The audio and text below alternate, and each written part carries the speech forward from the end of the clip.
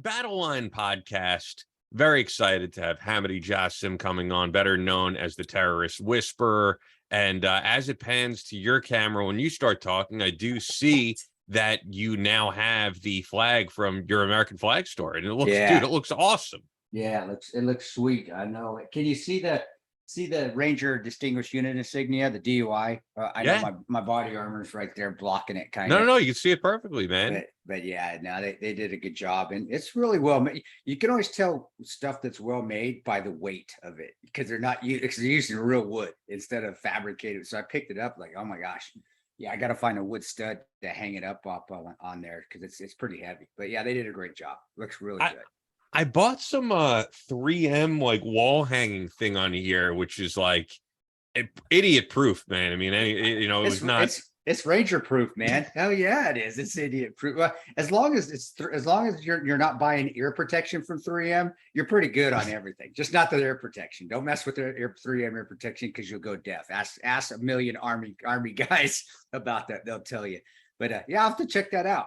Yeah, go to Walmart here because that's all we got, and go get some 3M stuff and hang it up, or I'll get a stud finder and find a stud and get that thing up there. But it's awesome. No, they did a great job. Very, very, very, very well done. Yeah, what I got was made to hang things that I think it says like it was like up to 40 pounds or something. Like I made sure that it would hang it and I've had no issues. So yeah, if you like either of our flags, check them out, youramericanflagstore.com. But they're not even a sponsor of the show. We just love what they do. So getting into someone who actually does sponsor this show, as I was telling you, Tonto, this past week, I've been filling in as producer for Mike Pesca. And I bring this up because one of the staff members, when we, hopped on our Google Meet on Monday, Mike was like, "Hey, how was your weekend?" And he's like, "Yeah, nah, it's all right." And I turned out like the part of the reason he felt that way is he's like, "I'm having a ton of back pain." And I always tell people, I mean, I think first and foremost, you got to start exercising because he acknowledged himself. He's like, "I got to start losing weight, get your diet right."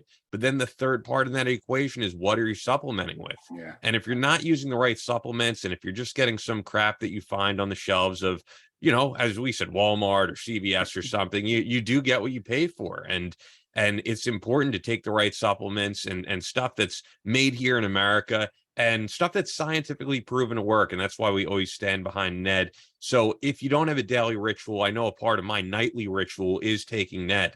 A ritual is a daily practice that helps you stay grounded. It's an intentional act where you take a few minutes to reconnect with and take care of yourself. Daily routines are mundane and make you feel stuck in a rut. Daily rituals are meaningful and help you become the person you want to be. Transitioning your life can be as simple as bringing more attention to the things you do every day. So get present, slow down, and check in with your five senses.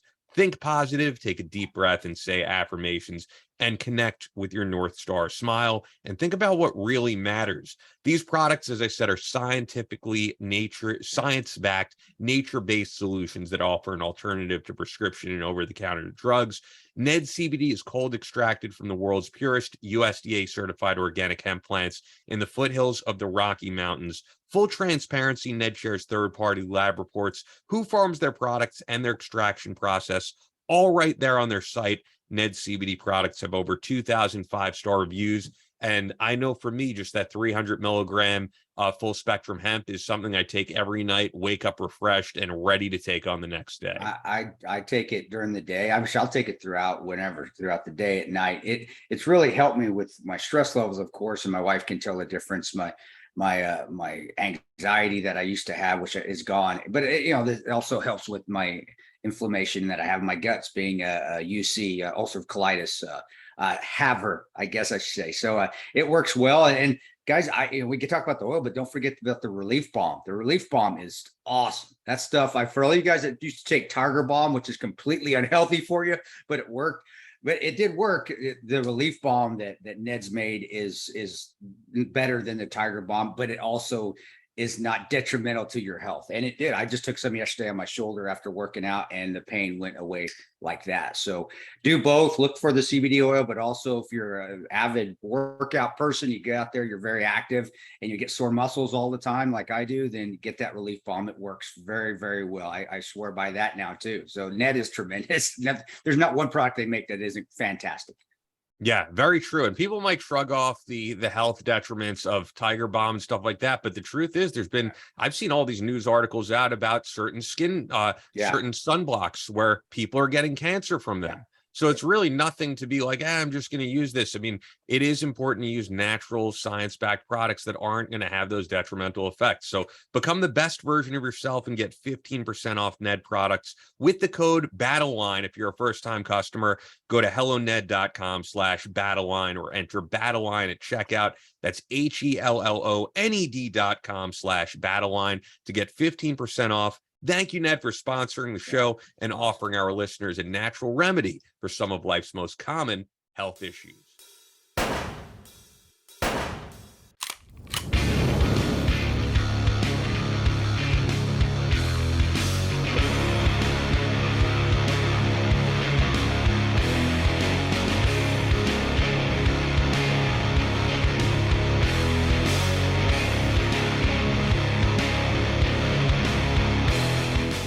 From Omaha, Nebraska to New York City, from planet Earth to extraterrestrial life in space, a podcast with no equal, engaged in unconventional warfare through your speakers and headphones. This is a show about embracing the suck, conquering your demons, and finding God in the face of adversity. Chris Tonto Peranto. Twitch is on. Motherfucker, I'm gonna shoot you in the face. Ian Scotto. You know, Ian and I have been dating for a long time. You are now tuned into the Battleline podcast.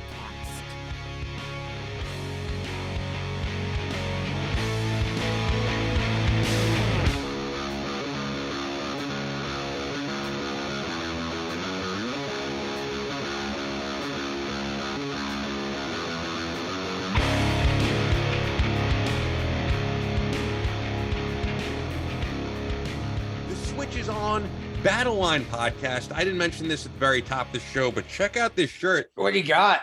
Operation cool. Pegasus Jump from our friend Tim Turner. Tim, I up in saw Canada, that I saw that they were, had these shirts for the event, and I was like, that is a fucking cool shirt, man. I need one of those. I was like, if I donate to Operation Pegasus Jump, can you send me one? And he did. And you and I think, have gotten lucky with all different types of things from listeners and friends and fans of the show, because I got this, and then also our friend Nastasha from Jigsaw Youth sent me a shirt, sent you a shirt, and we appreciate it. We'll get her on at some point. Yeah, those guys, I love, because they're both those cool. women. How dare you? I know. Guys do I have to? I'm not going to say anymore. I've said too much. Guys is a gender neutral term. And in New York. I'm sure that in that are used guys. I feel like they would say Staten Island. And Natasha, I think she is like a Jersey Shore. I think she's they're Staten Island. They're Staten Island. So it is used guys. I'm sure she's freaking gangster, more gangster than we are. But those guys, they rock, man. I mean, they do. They're old school. Reminds me of old school back like the old Alice in Chains, Pearl Jam, but that sort of genre. And that's why I actually started watching. I saw some of their stuff. They posted it, and like, wow, these girls, they freaking are tearing it up, and they play their own instruments, and they're talented. It's not some synth vocalization there. Dude, they're straight up, what you see is what you get, and they're tearing it up. So yeah, congratulations, and thanks for the shirt. That was awesome. Yeah, I got it a couple days ago. Awesome. And the flag. So hey, there we go. Got two nice things. Yep. Yeah, I'll probably wear it on the show at some point. That's the thing though. New York and has always had a strong music scene, and whether it's the metal scene or the hardcore scene, that is never going away. So I think sometimes when people are just like, music, what's going on, and they're just listening to like what's being played on, I don't know, Sirius XM or even what they're seeing on YouTube. I mean, there will never be a time in New York, whether it's Queens or Brooklyn, every borough has their own scene going on. And there are bands that you have never heard on radio, and they pack out shows. Like I remember for a while there, Doomsday Morning was played on Sirius XM for a little bit, and no one really heard of them. But go to a Doomsday Morning show while they were active on Long Island or Brooklyn or, Manhattan, and they packed out fucking shows. They were the heaviest band I've ever heard in my life. And yeah, we've always New York has always had a very strong music scene. Definitely. And I think always will. And imagine you say that, since the last post we referenced the Beastie Boys too. So there you Yes, go. you did. Yeah, I love the Beastie Boys. Yeah, that's another hip hop scene back in the East Coast back in that time. That was when I was growing up. That was when I was in high school. You know, that was, the East Coast was tremendous, and the Beastie Boys were, Def Jam and all that were a huge part of that. So you're right, dude. You're so Can I right. tell you something regarding yeah. the Beastie Boys that I Yeah. never mentioned, but you bring it up? And I think this goes to why people need to have more civil dialogue online. And I think when people jump down people's throats, they, Yeah. you know, I'll get into the story, but basically there was some writer who put out an article that said the Beastie Boys were like the first to have cultural appropriation. I tweeted this guy, and I was like, dude, I feel like the Beastie Boys were the most authentic group. Yeah. I feel like you have it wrong in this one. But I didn't say like, fuck you, you're an asshole. So, and I said, I'm not going to read the whole article because it's behind a paywall. And I'm not, you know, honestly, I'm not paying to read this article, but I think you have something wrong here. He private messaged me and he was like, hey, here's the whole article. And he's like, I just want to let you know, I'm kind of poking fun at the whole cultural appropriation thing. And he's like, if you read it, I think you'll get my gist of the article. And that's why I just feel like people just react quickly before, because then I was like, oh, you know, I ended up following this guy. He followed me. Yeah. And I think people are too quick to just shut people down because they see the headline. And you know what, I'm sure as a writer, he's like, this headline's going to get clicks. So let me be a little provocative. We kind of do the same thing. It's the clickbait sort of thing. You get, but you're right. If you don't have the ability to see what the entire thing is, you can have the wrong interpretation. That's why even texting, you and I even had, but she's 3 years ago. It's like a few texts. You're like, what that motherfucker say to me? Wait, what did that motherfucker say to me? And then we called each other, and it was just completely, we're way off the course of what we're at, you know, but you get misinterpretation because of the blurb. And that's where, that's the problem, man, is that we have that now, have that society, but we also, the media and social media, they get that, they understand that, and they maximize it for their profits, even though most of it is just hate and immorality and the people degrading each other. Did I say that right? If I didn't, guys, you'll fix it later. Fix it for me. But it's awful. But I'm glad you're saying that, because you're right. You're spot on. And if people would just, we always say this, if people would just talk to each other, but I think we've been saying that for years. We're just going to have to keep saying it until eventually people do start talking to each other, not just catching the headline or catching the first few words and going, oh, that motherfucker, what did he mean? He didn't really mean anything bad about it. Why don't you go talk to him about it? And just like you did. So honestly, I like that story, because I thought you were going, see, that's how I was already. I'm already going to half empty. I'm going, oh my gosh, here we go. It was going down the wrong path where this guy's going to scream and yell at him. But now I went the other way, which is great. I'm glad you did that, man. Half full. It's half full, and it shows some positivity that they're still out there. And if I would have been quick to react and said, fuck you, whatever, he would have blocked me and been like, this guy's an asshole. And then instead he was like, no, I saw that you weren't coming at me in that type of way, and that's why I wanted to send you the article. So anyway, it was just funny because you mentioned the Beastie Boys. But getting into some news here, man. And did you just freeze on me? Are you there? No, I see. Yeah, right, sorry about that, brother. No, we're good. This is a major piece of news here that of course is being underreported, because I feel like this past week we're only talking about one story, and I feel like this is of major importance, of course. This was originally just posted from the U.S. Army Fort Benning Facebook, and they wrote, it is with a heavy heart that we announce the death of Second Lieutenant Evan Fitzgibbon and Staff Sergeant George Tabor during a Ranger School weather-induced training held August 9th at Yona Mountain near Dahlonega, Georgia. Am I saying it right? Dahlonega, Georgia. Yeah, Camp Merrill. 5 Ranger candidates, and this is so crazy. I know people are like, wow, this is a tragedy. Were struck by a falling tree. Yeah. Fitzgibbon and Tabor were pronounced deceased at the hospital. 3 other candidates were injured in the incident. 2 were treated for non-life-threatening injuries, and 1 remains in stable under medical care.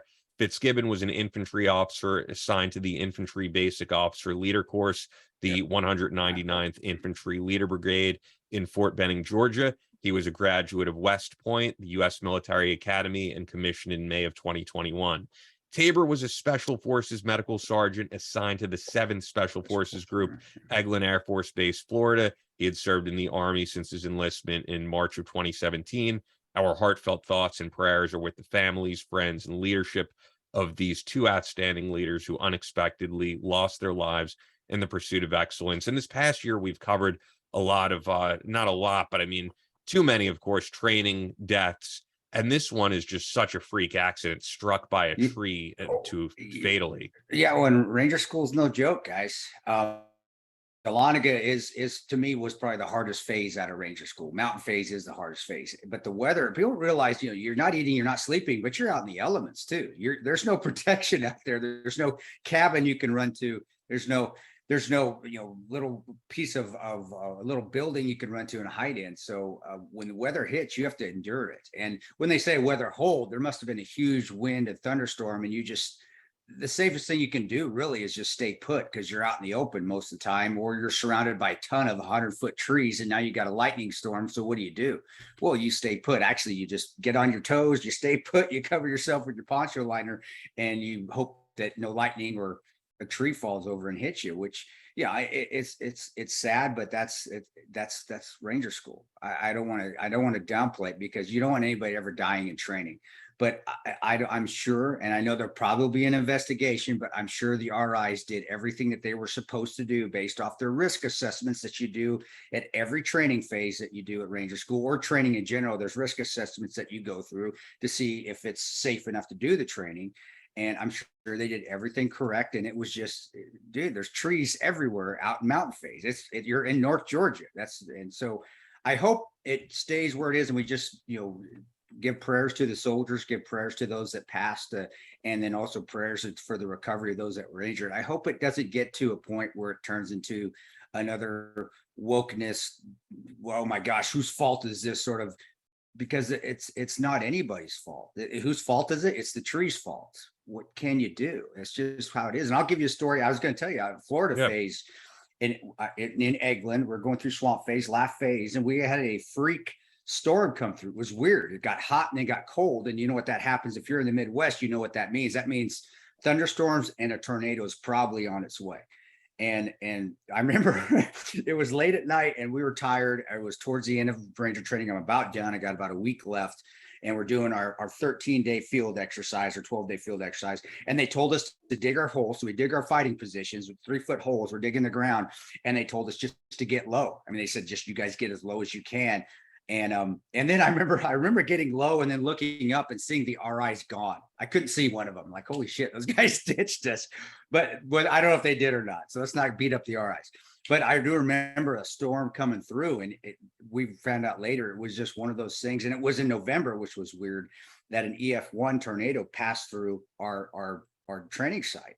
And yeah, I remember I was scared shitless. I mean, because there's just tree. I mean, that's you're waiting for a tree to come down. And I'm sure if we would have been in North Georgia, it would have.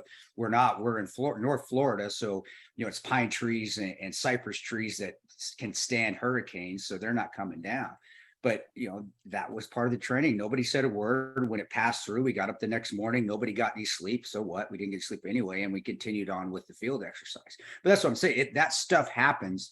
So honestly, to see that only somebody passes, and God, I don't want to be, I'm not trying to be an asshole about this, but to see that only a person dies, every once in a while. I know that sounds terrible, but it's training, it's truth, it's Ranger School, it's special operations.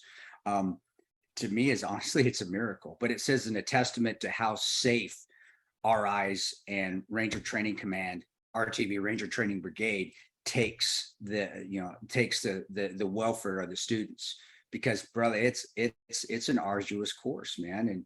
And you've got hypothermia, or you've got heat exhaustion, you've got the weather elements, you've got poison, you got freaking Jake the Snake out there, you got diamondbacks, copperheads, water moccasins. When you go into Florida, or even some parts of Benning during the summer, you've got alligators. You've got the Florida alligator, the American alligator out there. You've got cliffs. You've got all sorts of stuff out there. And, I think there's been 15 deaths at Ranger School since its inception. And that was a long time ago. I don't even know if it's been that. It may not even be that many. It's been like maybe, I know when I went through in 95, right before I went through, we had 5 died due to hypothermia. I'm just surprised that it would be that low, because of the fact that since this show, I mean, we've reported on Marines dying in basic training and Oh, SEALs dying no, in, I'm talking about Ranger School, just Ranger School in yeah, itself, yeah. not the entire. No, I'm No, there's but I been, just mean when you think about how much we've reported on this type of stuff in 3 years, I would have thought it would have been a little bigger. no, Ranger School, they do take their safety seriously. And, with the advent of the UH-60, the Black Hawk helicopter, and how good medical flight teams are, dust offs, we call them dust offs, the helicopter medical teams that can get in anywhere. Whenever there was a bite or somebody, or there was a chance of hypothermia after 1995, this is where they learned their lesson after those Ranger students died in Florida's phase in the spring of hypothermia. They died in 70-degree weather of hypothermia. That just shows you how awful hypothermia can be. But they didn't have helicopters to get in there and get them out, to get them to emergency care facility. They had to use deuce and a halfs or trucks, which took forever because they had to drive them in. Well, now with the Blackhawks always on standby in these places, that they can helo in and helo out, get him to a landing zone and get him out, a helicopter landing zone, and HOZ, and get him out. That's increased the chances of somebody's injured of them living. And we've seen that with dumbass guys that have put blasting caps in their mouth and bit down on them to tighten them on the det cord and blew their face out. There's horrific. Every Ranger student seen the horrific picture of the one Ranger student who blew half his face off, setting up a detonator with a blasting cap and a det cord. And you don't do that. You don't put pressure on it. That's how causes the explosion.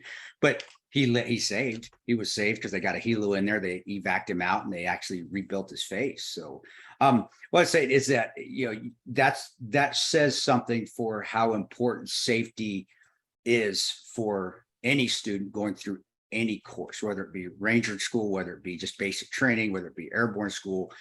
They want to push people to the limits, but there's not one commander that I ever had that said, hey, let's see if we can kill somebody in training. It's that we don't want any accidents in training. We need to do everything we can to minimize that chance of there being an accident, a death, or a severe injury. And they took that seriously. And as a leader myself in the military, it was my job to assess certain things that I had to do. So I had to make sure that it passed those risk assessments so we could do the training. And it was very hard. It was very tough to do. So yeah, I prayers to those guys, prayers to especially the guy coming out of IBOLUC. He was a brand new lieutenant. Coming out of IBOLUC with the Infantry Basic Officers Leader Course, used to be called IOBC, Infantry Officers Basic Course when I went through it. He was brand new. He just got out of West Point. He hadn't been assigned to a unit. I mean, he's basically just finishing up his schooling and was going to probably be sent to a unit to take over his first platoon. And that sucks. That really does, because he hadn't even had a chance to run a platoon yet. But again, I read this backstory on him, which he sent to me, and it sounded like he was doing what he wanted to do. It sounded like West Point was what he wanted to do, and he had loved every minute of it. So after reading that, that still makes me feel good, even though when a person passes away, it's hard to it's hard to talk about, especially when you can remember the things that kind of tie into what he was doing. And I did the same stuff aside from the West Point stuff. You can see that he was doing where he wanted to be at that point in life. And I had a prayer that I used to read all the time when I would deploy all the time for the 10-year. I read it every morning that I was gone on deployment. And I remember when I read it, it's a prayer before battle. A Ranger buddy gave it to me. And I think I've talked about a little bit of this before on a show, but it said, if I die on this battlefield today, may I die at peace with you. And it was the end of the prayer. That wasn't the entire prayer, but it was called a prayer before battle. And I read it every morning. And it made me realize that, life is fleeting, but enjoy every minute of it. And wherever you're at that point in time, that's where God wants you. So don't be miserable. You enjoy it, take it all in. And so when I read the story that you sent me about this guy, that's what I thought. I was like, well, you know what? I know he didn't want to die. He wasn't planning on dying, but he was where God wanted him to be. And you could tell that's where he wanted to be because of his path in life. And so I don't think he died in vain. I don't think the SF sergeant, the E7, that was an 18 Delta, badass. That's a bad motherfucker right there. I don't think he died in vain either. They I'm sure they helped many people along the way before their passing. And God bless them. And that's just, again, another testament to how difficult Ranger School is and how dangerous it can be amongst the other training and vetting schools out there. But it kind of has to be that way, brother. And weather's weather. you can't do nothing about the weather, and weather, sometimes you get lucky, sometimes you don't when you're out there in a freak thunderstorm or tornado or hurricane or flood. And Mother Nature is no joke. You can beat bullets sometimes, but you can't beat Mother Nature, and Mother Nature still rules. So I'm going in circles, but I just want to say prayers to that guy in Ranger School, candidates that kept going, keep pushing on, and finish the training, and for his parents and their family members, bless them. Please, God bless, prayers to you as well. But know that I guarantee you they were doing what they wanted to be doing in their career, not necessarily freezing and starving and not sleeping, but they were at a place that they wanted to get better. And Ranger School is one of those places that it's the premier leadership school in the country. So it's that for a reason, but danger is part of it. So it is what it is. Yeah, absolutely. With that, we have a great interview coming up. If you guys are familiar with the book, The Terrorist Whisperer, or the podcast, the documentary, I mean, this guy has done so much stuff. He's been on so many other shows, and just finding my research, he really was a great asset to basically American intelligence. But before we get into that, Fort Scott Munitions is a manufacturer of multi-federal patented solid copper and brass CNC spun ammunition. It's designed to tumble upon impact, which is their trademark, in soft tissue, leaving devastating wound channels for faster bleed out and quicker incapacitation. This ammunition was originally developed to innovate and improve on the standard of military-grade ammunition design. It was found that not only did the TUI ammunition outperform competitors in the self-defense industry, but it quickly became apparent that it would be a top contender for hunters alike. With the ammunition being CNC spun, the tolerances are some of the tightest on the market, ensuring you receive the same results with each pull of the trigger. Fort Scott Munitions is available throughout privately owned businesses in all 50 states. Also available, of course, on FSM.com. Yeah. And if you're buying in bulk, that 15% off that we have is going to save you a lot. Yeah. So use our exclusive promo code Battleline for 15% off your order. Only available to listeners of the Battleline podcast. And I got to check out the Fort Scott facility in Kansas when I visited Chris, and it is awesome. I hope to be back soon. Yep. I know Jason Pickle last week was saying he would love to check it out as a shooter, and hopefully we'll set something up soon. Yep. So Fort Scott Munitions is a proud supporter of Chris Peranto, Battleline Tactical, and the Battleline podcast. Once again, guys, if you're looking to buy ammo, look no further than FSM.com and promo code Battleline. And as we're talking about ammo, the best night vision on the planet is Photonis, and we are blessed to have them as a sponsor. Now you can have the superpower to see in the dark with the Viper Binocular Night Vision System by Photonis Defense. This is the global leader in night vision solutions, providing more high-quality night vision capabilities than anyone. Military, law enforcement, and public safety end users utilize Photonis Defense solutions to give them the edge at night in tactical situations and rescue operations. Hunters, shooters, boaters, and enthusiasts can rely on the Photonis Defense Viper Binocular to be the master of darkness, which is their trademark. The new Viper Binocular system carries the same features and benefits as the Photonis Defense Viper Monocular, with the ruggedized body, and harnesses the power of the Echo intensifier tubes, giving you sharper images, reduced halo, and industry-leading ultra-fast auto-gating across the range of dynamic operating conditions. Visit photonisdefense.com, PHOTONIS defense.com for more information. Also, they are new to Instagram. They could use some followers on there because they're just getting started. So even if you're not looking to buy right now, but you just want to learn more, follow those guys, just at Photonis Defense, PHOTONIS Defense. If you're on Instagram, give them a follow, and you'll see all the great stuff that they're up to. Or, of course, look for Photonis Defense product options from your night vision dealer. That's photonisdefense.com. This is something that you use regularly, and you're even doing classes on. We'll do another one here at the end of November, but the best ammo and the best night vision in the country by far. I mean, you're doing yourself a disservice, especially if you're a law enforcement agency, you're a procurement officer, you're in the DOD, your DOS, agency, anything like that. Guys, you want to have your guys come back alive. Photonis Defense and Fort Scott Munitions, they're the best by far. There's nothing even close to the ammunition or the night vision out there than those two. And Photonis Defense, just believe the detail that you just can't get any better than that. I wish I mean, I had pretty good night vision that night in Benghazi. I wish I would have had that Photonis defense night vision. I could have seen their smiles before I popped them in the face. So, but that being said, guys, Photonis is tremendous, and they're a great company, and they're run by operators. Phil Otto, who was former GRS Marine, and then they've got Navy SEAL, couple Navy SEALs over there. One served with Roan. I don't want to give his name out right now because I don't know if he wants me to, but they're rep by operators that actually have done the job downrange, so they know what they're looking for. And Fort Scott munitions, guys. But I think we could say Justin Sheehan's been on the show and he's talked to Justin. so, yeah, there you go. There, Justin. So we're okay doing that. That's why I have Ian here. He always is checking me. But we spoke about it on the show. Yeah, so I don't think it's a secret. I mean, but Justin, sorry, buddy. But guys, tremendous stuff. Just you can't go wrong with either. Give them a try, and you're going to be extremely happy with either the ammunition or the night vision. Tremendous stuff.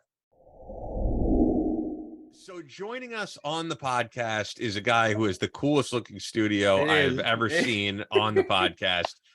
We didn't have video at the time. I guess so you would say it rivals. Who am I thinking of now? Who had the guns on the wall? John Bartolo. Oh, Bartolo. But I mean, yours is very much your own thing. So Hamody Jasim, better known, of course, as the terrorist whisperer, imprisoned under Saddam Hussein in Iraq, and then served in the newly formed Iraqi army after Operation Iraqi Freedom. And then in 2005, you were recruited by U.S. intelligence, and you've done so much stuff since then. I mean, The Terrorist Whisperer, the story of the pro-American, the book, which then became a documentary. And then, of course, as people watching video could see from the studio, you also have your own podcast, The Black Site Show. And you are a guy Chris has been saying we have to have on probably since the inception of the show, and we're excited to finally. Yeah, bro. And I'm sorry, man. He even yelled at me on Instagram. He goes, "When the fuck are you gonna have me on the show?" And I completely forgot it. It's like, yeah, sorry, brother. I completely spaced it. So yeah, no worries. It's awesome that, and I hope, my friend, I hope you're doing well, man. Thank you, guys. It's a pleasure. I don't think we've talked. We got close for about 4 or 5 years ago, and then we just kind of did our own thing. So it's great having you on, and you look healthy. You look good. Thank you. Man. Thank you. Much appreciate it. Thank you, brother, and coming on. Hey, tell people just so they have a background. I think I don't think we're even going to be able to scratch the surface of your experience and your stories. So let's just start at the beginning, man. Just tell people about yourself for those that don't know you. And then, your experience under, I think just initially, even under Saddam, those stories that you had for me were amazing. Just living and growing up in Iraq when Saddam Hussein was in power, and then you're basically being literally a rebel against Saddam and that part of your life as well. So, brother, this is your show. Take it over, man. Thank you very much for having me, guys. It's an honor being here with you guys, and it's great to catch up with you after all these years since our speaking events, worlds, and everything we have been through. Growing up in Iraq, you can never compare it to what's like growing up in America, right? Because now I have a child of my own, and I get to see them living completely 100% the opposite of what my life used to be, right? I mean, my daughter is 9 years old today, and 4 years younger than her age. When I was 5, I was being shot at 5 years old, where most 5 years olds here go to Toys R Us, buy a gun, have fun, enjoy their life. And it's, life in Iraq was completely different because we were at war since 1980 against Iran until about 1988. So I was born in a war zone, got to see it. It was part of my natural environment. War was just your reality every single day. And every time the war took a different phase, it just got uglier and uglier. I mean, the war against Iran was in the front lines and the borders. You really didn't get to see much in the cities growing up until about Desert Storm hit. And that's when the American troops entered Iraq. And that's when you really started seeing conventional warfare right in the front of your own front steps, front of your house. So life was extremely difficult. However, my age I was really young at the time. I couldn't process the political aspects of things or what life was really like. Perhaps to me, as a child growing up in that environment, you feel there is an enemy attacking you and you don't know why they're attacking you. You feel that they really are interested in the little piece of sand you have in front of your house. And that's far away from the truth. The truth was you were living under a very crazy dictatorship regime that was horrible. But the older you get, you start getting to know about the government that's controlling you. And I guess things didn't make sense to me growing up as a child until it was about the age of 12 years old when I actually went to a prison, when I got detained and went to a Saddam prison. And that's really was the biggest change or the biggest turnaround in my whole in my life. When you were 12, 12 years old. Yes. Yeah. Well, Yeah. brother, when you're growing up and you saw all that, you know, America's supposed to be the enemy. How did we heard that just American troops being an American, there was a lot of that out there. And I know that was a lot of the propaganda. It was to help start the extremists and start people standing up and fighting Americans coming in. How did you not get into that? How did you stay out of that? Was your family? What did they say? Hey, the Americans are good, the dictator's bad. Was it always? Honestly, I didn't know the difference, Chris. Like I didn't know the difference. You know, in Iraq at the time, you went to school and we had literally two classes we had to take. One of them was called nationalism.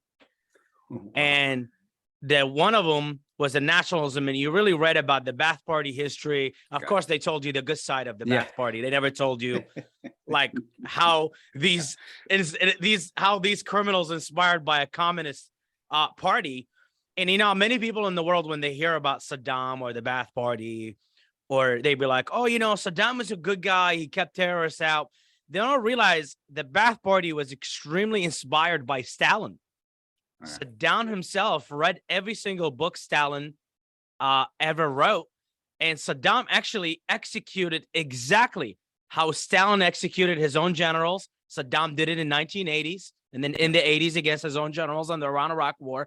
Saddam literally implemented an experiment of Stalin in Iraq, and this is the world you actually lived in. And at the time, you really didn't know the difference, right? Things doesn't make any sense to you. And I had no idea where really things were until I actually went to prison at age 12. And that's when I realized how vicious this regime is. Why did they send you to prison? I'm sorry. Yeah, go ahead. no, I was wanting to say, I was like, I have to hear how, I mean, because it's so foreign to us that a 12-year-old winds up in prison. It doesn't make, it's just incomprehensible. What's the story behind that, brother? I mean, when you think about a regime like Saddam Hussein, I mean, a 12-year-old, that is absolutely nothing to what they have done in their crimes. You know, they have killed babies who are not even born yet. They have done things that are, you know, you would not be able to hear. But when I walked out of middle school at age 12 and I was going home, and at the time, I really have not had encounters with Ba'ath Party members, which is like Saddam political party. And when we talk about political parties, it's not like we're talking about Republican and Democrats in the United States. But political party down there, we have one party and we have one candidate. That was Saddam Hussein. And the party had so much power that if they tell you to jump, you jump. And at a 12-year-old punk who didn't know the difference, there was something different about a Ba'ath Party member. They dress differently, they sound differently, and they're a lot cleaner than the people they walk around. So you have the ability, any normal citizen or average citizen will be able to tell about a Ba'ath Party member about a mile ago.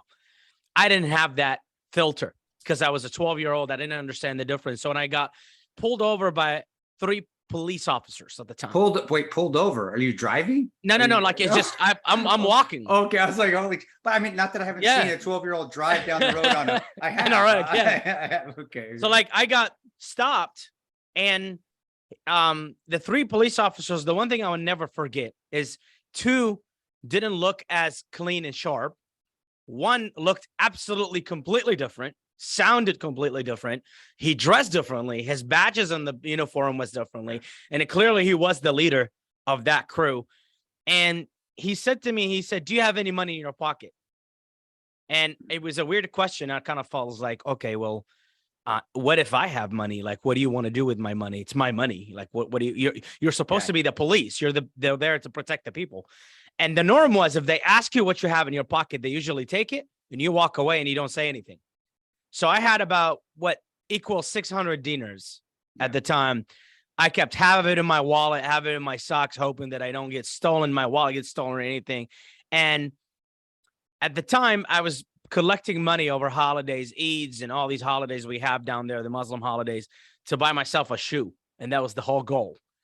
And he got out of the car and searched me, asked me to turn around where he can search me. And he searched me and he found my wallet. And he opened it and he saw there was money in it. So I turned around and I tried to take my wallet back. Yeah. And he ended up slapping me. When he slapped me, he was a 6 foot tall. I was a 12-year-old little guy, skinny, that living under sanctions, not fed well. I fell on the ground and I cursed him. This was a big deal in our culture. If you curse somebody and with a thing, and I cursed him on his mom and his sister. And he grabbed me from my collar. He was bigger than me, a lot stronger. They opened the back door of that police patrol and they threw me inside. So I literally didn't walk or sit in that chair properly. I got thrown all the way to the other side of the patrol, and the two other guards sat right next to me. So they got in the car, and everything I was going through at the time, I kind of felt I was in deep shit and deep trouble. And I felt like in my heart, look, at the end of the day, he took my money. He hit me. Like, this could be a lesson learned. I could get beat up down the road and go home. And I will never forget, the car kept driving. And about 20 minutes, I obviously drove out of my neighborhood where I lived in that town. I was out of that town at that point. And I went in and I will never forget the conversation that went on between one of the guys that was sitting in my left and him sitting in the front.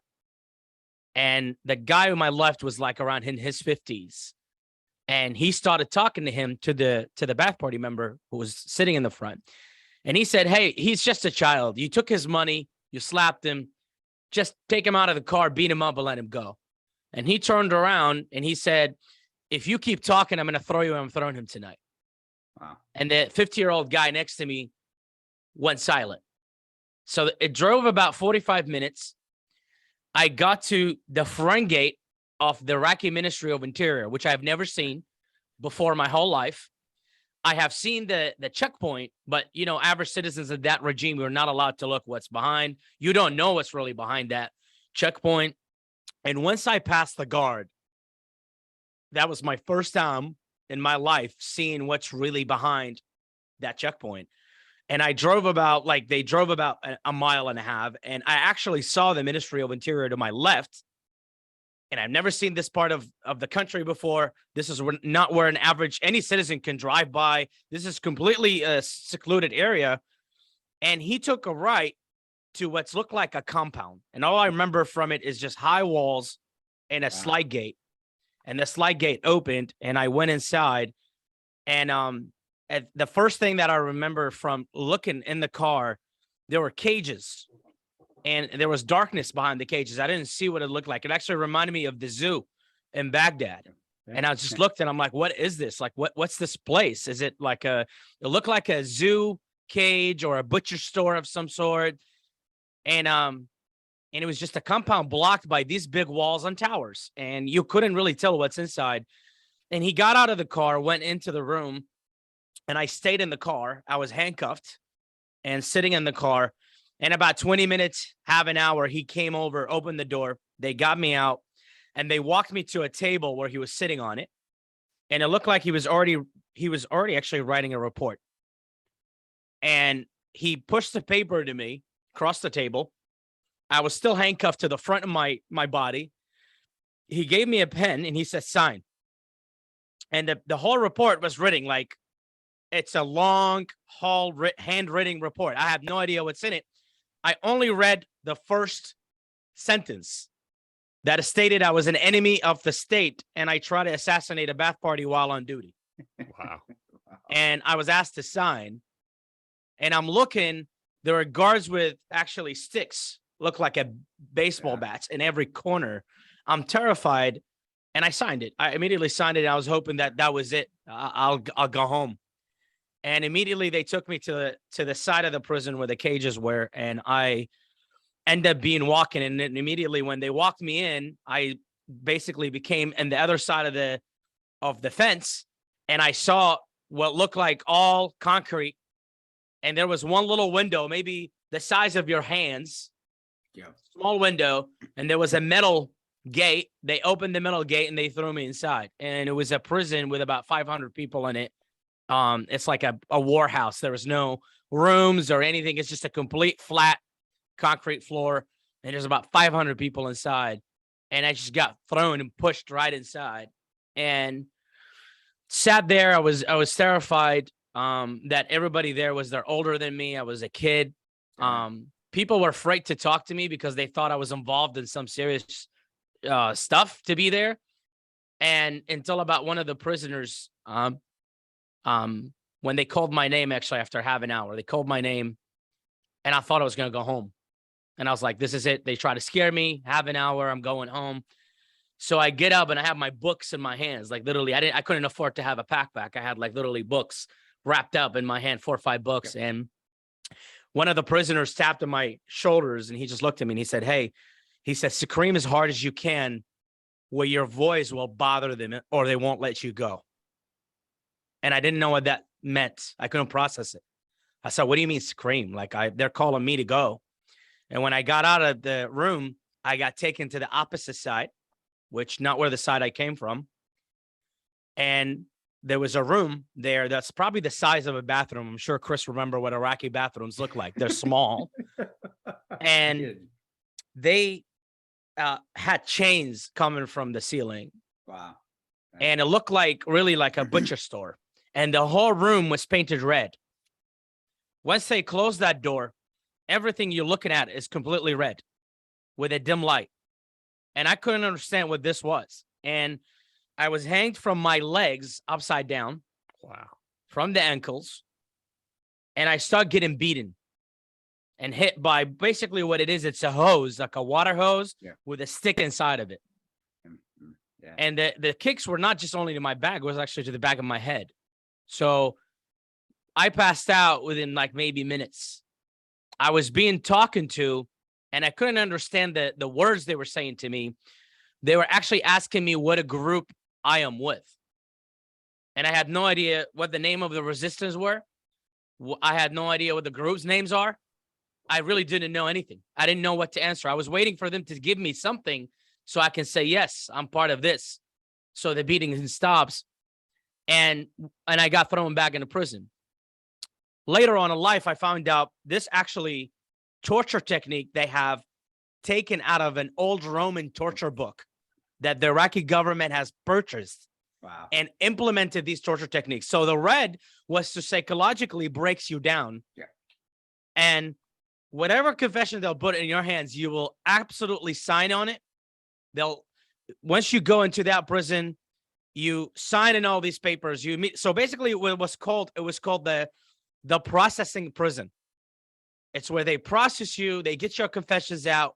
You get labeled as an enemy of the state, and then you get sent to trial to meet Awad al-Bender, who was Saddam Supreme Ba'ath Party Supreme Judge. This individual would separate people by 1,000 people, separate them by 500 each, and will basically flip a quarter and decide that 500 get executed immediately and 500 go to underground prison. So there was no trial. There's no way of knowing you were safe, you were innocent or not. You're just gonna either whatever this guy's gonna decide that day. That's what your destiny was. So I spent, long story short, I spent about 4 weeks in there. Wow. Does your family know that you're in there? While this is going on. Do they? So that's where the story's coming. Is the 300 dinars that I have kept in my socks the whole time has really saved my life. I gave this to one of the prisoners the first night when I was brought back from torture room. And he had a guard in the middle of the night. So it was about like a 12:30 at night, 1:30 in the morning. One of the guards who actually cleaned the commander of the prison office. This guy, the guard has the commander has a landline phone, and the guard would take money from the prisoners, or if they have money, if they have any kind of thing they can make him or handmade things they can give him, he'll make a phone call. So they took the money, they gave it to the guard, and he asked me for my family landline number. And at the time, I'm praying that my family was not outside of the house looking for me. Yeah. And somebody would answer the phone. And luckily, he went there, made the phone call. My older brother, answered the phone. And he just told him, look, this is where your brother is. You didn't hear me telling you this. And that's all I can tell you, and hang the phone. So my family knew what prison that I was in. And they immediately came in and met with the commander of the prison. I didn't know this was going on the outside. And the commander of the prison said, well, if you guys will bring me extra amount of money, I will smash the reports, I will end the processing, and I'll let you take him out of here. By next week, if I don't have the money here in my office, his papers are sending out, and then he will be transferred on a prison truck to trial. And that's where most likely he will not be around, or you will never see him again. So my family brought the money. I didn't know this was happening in the outside. I'm sitting there in this prison giving confessions that I am the most dangerous killer in the world at age 12. Wow. And I come out, and I get asked out, and I thought usually I'm going to the left side where the torture rooms are, or where the interrogation room. And this time, actually, I got taken to the right side where I came from at the beginning of entering that prison. So when I got taken to the right side, I didn't know what was happening in the outside. If my family knew where I was, none of that was privileged to me. And in the way the prisoners looked at me, I just felt this was it. I thought like that was my death, that I was going to get taken to outside of that little area outside of the cages, and somehow I might get shot. Sure. And I just thought it was it. And in a way, I was relieved, because the torture and the beating and everything I was going through, the adults couldn't endure that. Did you have to, Hamody? Yeah. Did you have to, was that a regular thing with the beatings, or once you signed and gave your confession, they just let you in, you stewed in the holding area? Oh, that was a regular thing. It was on schedule. It was on schedule. You have every day, and then every 2 days, and they bring you back and they enhance the confessions. And at the time, I had no idea what I was being told. Sure. I was agreeing with the interrogator. And the one thing I never forgot is there was a bald man, probably in his 60s, in that prison as a prisoner. And I will never forget that the man, the one scene from that prison is the man had a lighter. And the lighter, he would turn it on and he will put it on his forehead.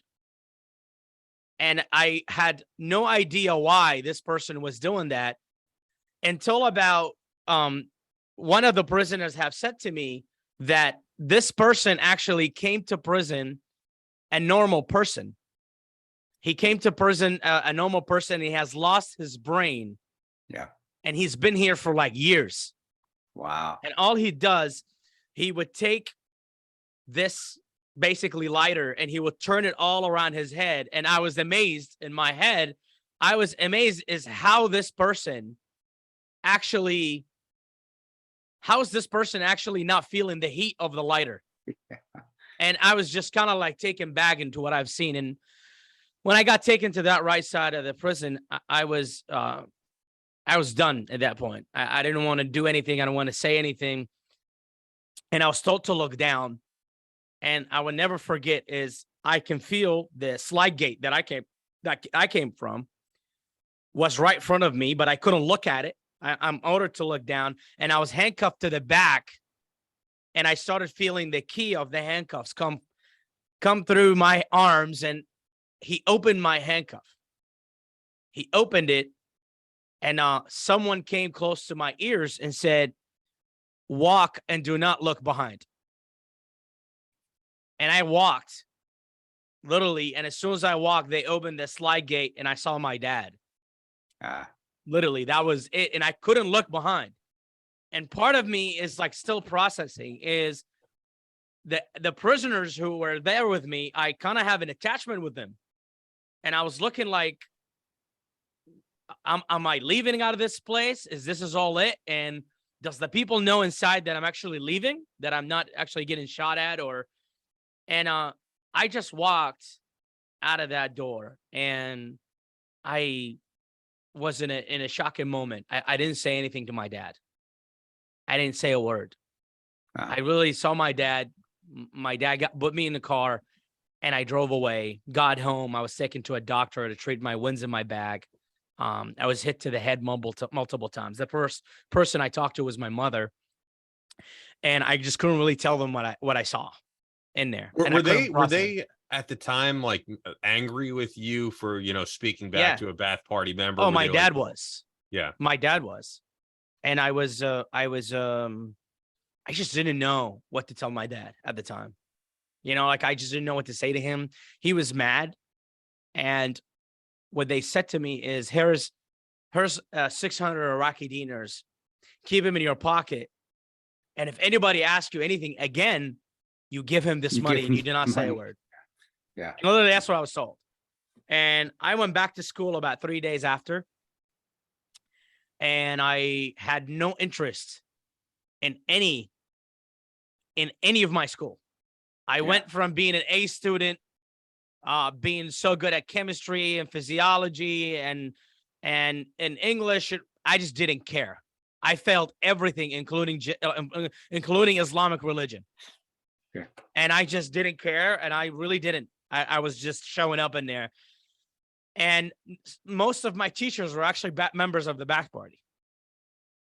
And I just sat in there and I just looked at my teachers. And truly, all I wanted to do to my teachers is get up and kill them. Do you think they knew the atrocities? Because I think like when people think of Nazi Germany, like there's probably Nazi soldiers who didn't know the extent of how bad things were, even if they were a member of that regime. I'm just, what, you know, does a teacher know that this is what they're doing to 12-year-olds? Oh, they do. They're well aware of it. They're well aware of it. And some of them really, when the regime order them to do things, they do it out of excitement. They're not forced to do it. Some of them enjoy what they do. Well, it's control. That's what you understand, even understand, and we don't go to the politicians as far as that extent here, at least as far as people know. But it always is about control, brother. You know that. It's about being able to control and be able to do whatever you want and exert your will on someone else. And you know, that's I think the veterans that went over for many, many years, and that's what we saw and experienced, and we understood. That's why we always say that savages, man, with the terrorists. It's like, because it's control. It always is. It is a derogatory term, but it was supposed to. We meant it that way because it was, holy shit, this person has no feeling for humanity at all. They just want to exert their control over someone else. And again, they have done worse. Like what they have done to me is compare nothing to what they have done to others. Yeah. They executed women that were pregnant, who begged just to give birth before they get executed, and they wouldn't. They have done things that will blow your mind. And at that time, I just didn't care really about life in general. I didn't do much. I failed my school. I basically got transferred from a day school to night school because I failed everything. And I didn't really have any actions in my life, you can say, until about when 2003, I opened my front door and there was an American soldier standing there. So I want to ask you one thing, if I can, just leading up to that, because I'm just curious. Yeah. Was there any like underground secretive groups that wanted to take out the Bath Party, or was it no one spoke of that until the Americans came in? Perhaps majority of these groups who were resisting against Saddam, they either lived in the UK, the United States, or Iran. Okay. These are the three countries or rivals, basically, of Saddam Hussein after Desert Storm. Okay. And if anybody was operating in the inside, if this person gets caught operating against the Iraqi government, most likely not only himself and his family will die, probably his third and fourth cousins will get executed. Okay. It is horrible. I've seen people lose their life that they had a fourth or a sixth cousin that did something against the government. You know, and that's how bad this is. And this regime, and Saddam had made it clear back in the day. Yeah. Anybody stands against my system, I'm going to eliminate you. And he made it clear to his people, and they know that. So everything was that way for me until 2003. The war starts. I opened my front door, and there was an American soldier standing there. And now, where were you living? Were you in Baghdad or were you outside of Baghdad? I was in Baghdad, actually. I was like in Midtown Baghdad. Were you it's like the Mansour district or that area? Yeah, so I was actually about like maybe 15 miles from Mansour district. Gotcha. I was in what's called Al Ghazaliya. Yeah, It was actually known to be a very shitty place during the war. I was actually growing up in there. I grew up in there, and I was in Ghazaliya. And it was about maybe 20 miles from Bayab, 10, 15 miles from Al Mansour. And so literally you got to see the whole war right in front of you in the sky in 2003. Wow. When the Americans entered Iraq. And I literally had a little chair outside of my house. I set it up. And while I watched American jets and cruise missiles chasing them and SAM missiles flying, it was actually like being at a 3D theater here in the United States, except it was real. It was not sound effects. It was real. You watched American jets get shot down. You watched the Iraqi air defense missiles take off. And I just kind of watched. And, you know, to me, it was like just another war, because Clinton back in the 90s did a couple airstrikes in Iraq and then kind of faded off within days. And I didn't think America was serious at that point. And until literally when I opened my front door and I saw a white person, and this was like, I was like, oh shit, like this person is really white. And and I opened, you know, I was just looking, and believe it or not, Chris, when the armor was coming through. The armor was coming through. You know, being born in war is pretty fucked up, because you understands what Russian armor and difference in armor. You already like educated on weapons, tanks, everything. And when I saw the armor from far away, and people said, oh my God, the Republican Guard is here. And I looked and I was like, these are very big ass armor. I was looking at Bradley's at the time. And I was looking and I said, the Iraqis does not own anything that high. So if these are not the Republican Guards, who else would it be? These are Americans. So everybody went inside. And I think the first. What was your feeling, man, when you saw that though? What did anything feeling come inside? Were you like, oh fuck yeah, they're here, or you're like, okay, what? Oh no, well, I was, and here's how I found out. There was a very known Bath Party member in my neighborhood. Okay. Was actually standing with an RPG in the end of the neighborhood. And the way I knew these were Americans, he got shot in the face. He was killed. The first guy. So he gets shot, and they said, oh, so-and-so just got shot in the face.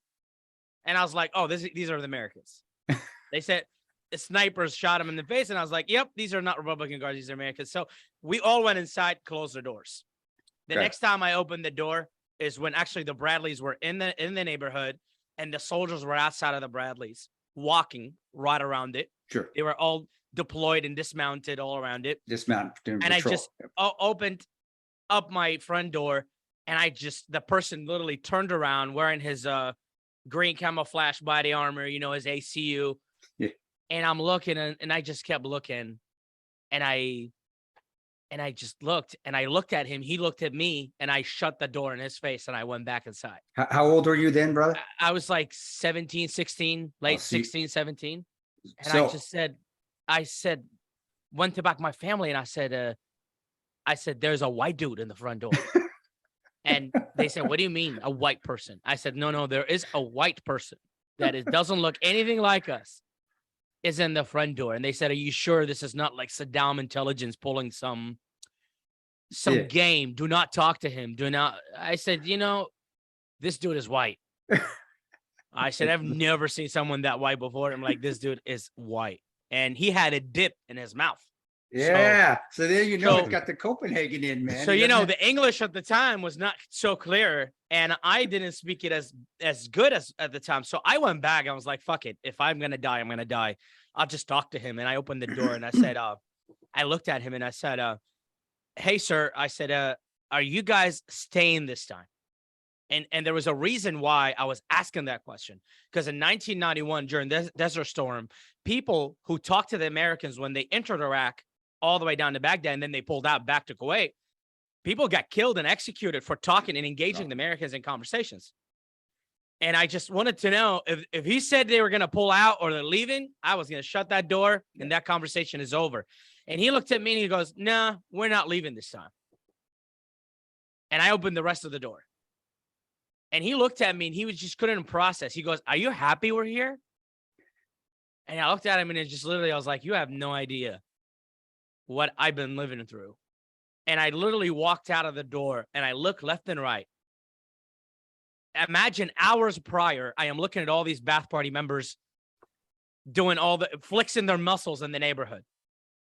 I talked to this guy and I looked left and right and there was no signs of any bath party members in my neighborhood. They were gone. Their houses were empty. It was silent. It was just me and this guy who's named Brad from Texas. And I literally looked and I was like, "Brad, is there anything I can get you?" And I'm like, "I got nothing. We live like shit and during the war. We have really limited amount of food, limited amount of things." And he said, he goes, "Do you have cigarettes?" I said, "We do." I said, "My dad has actually some of his cigarettes inside. You want me to go get you something?"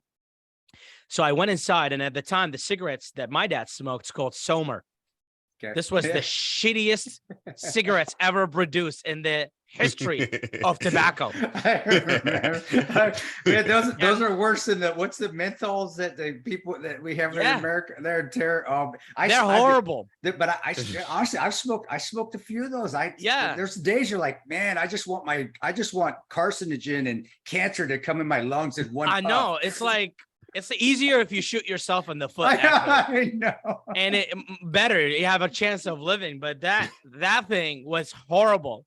It was actually produced during the sanctions because we couldn't have anything come from outside of the country during the sanctions.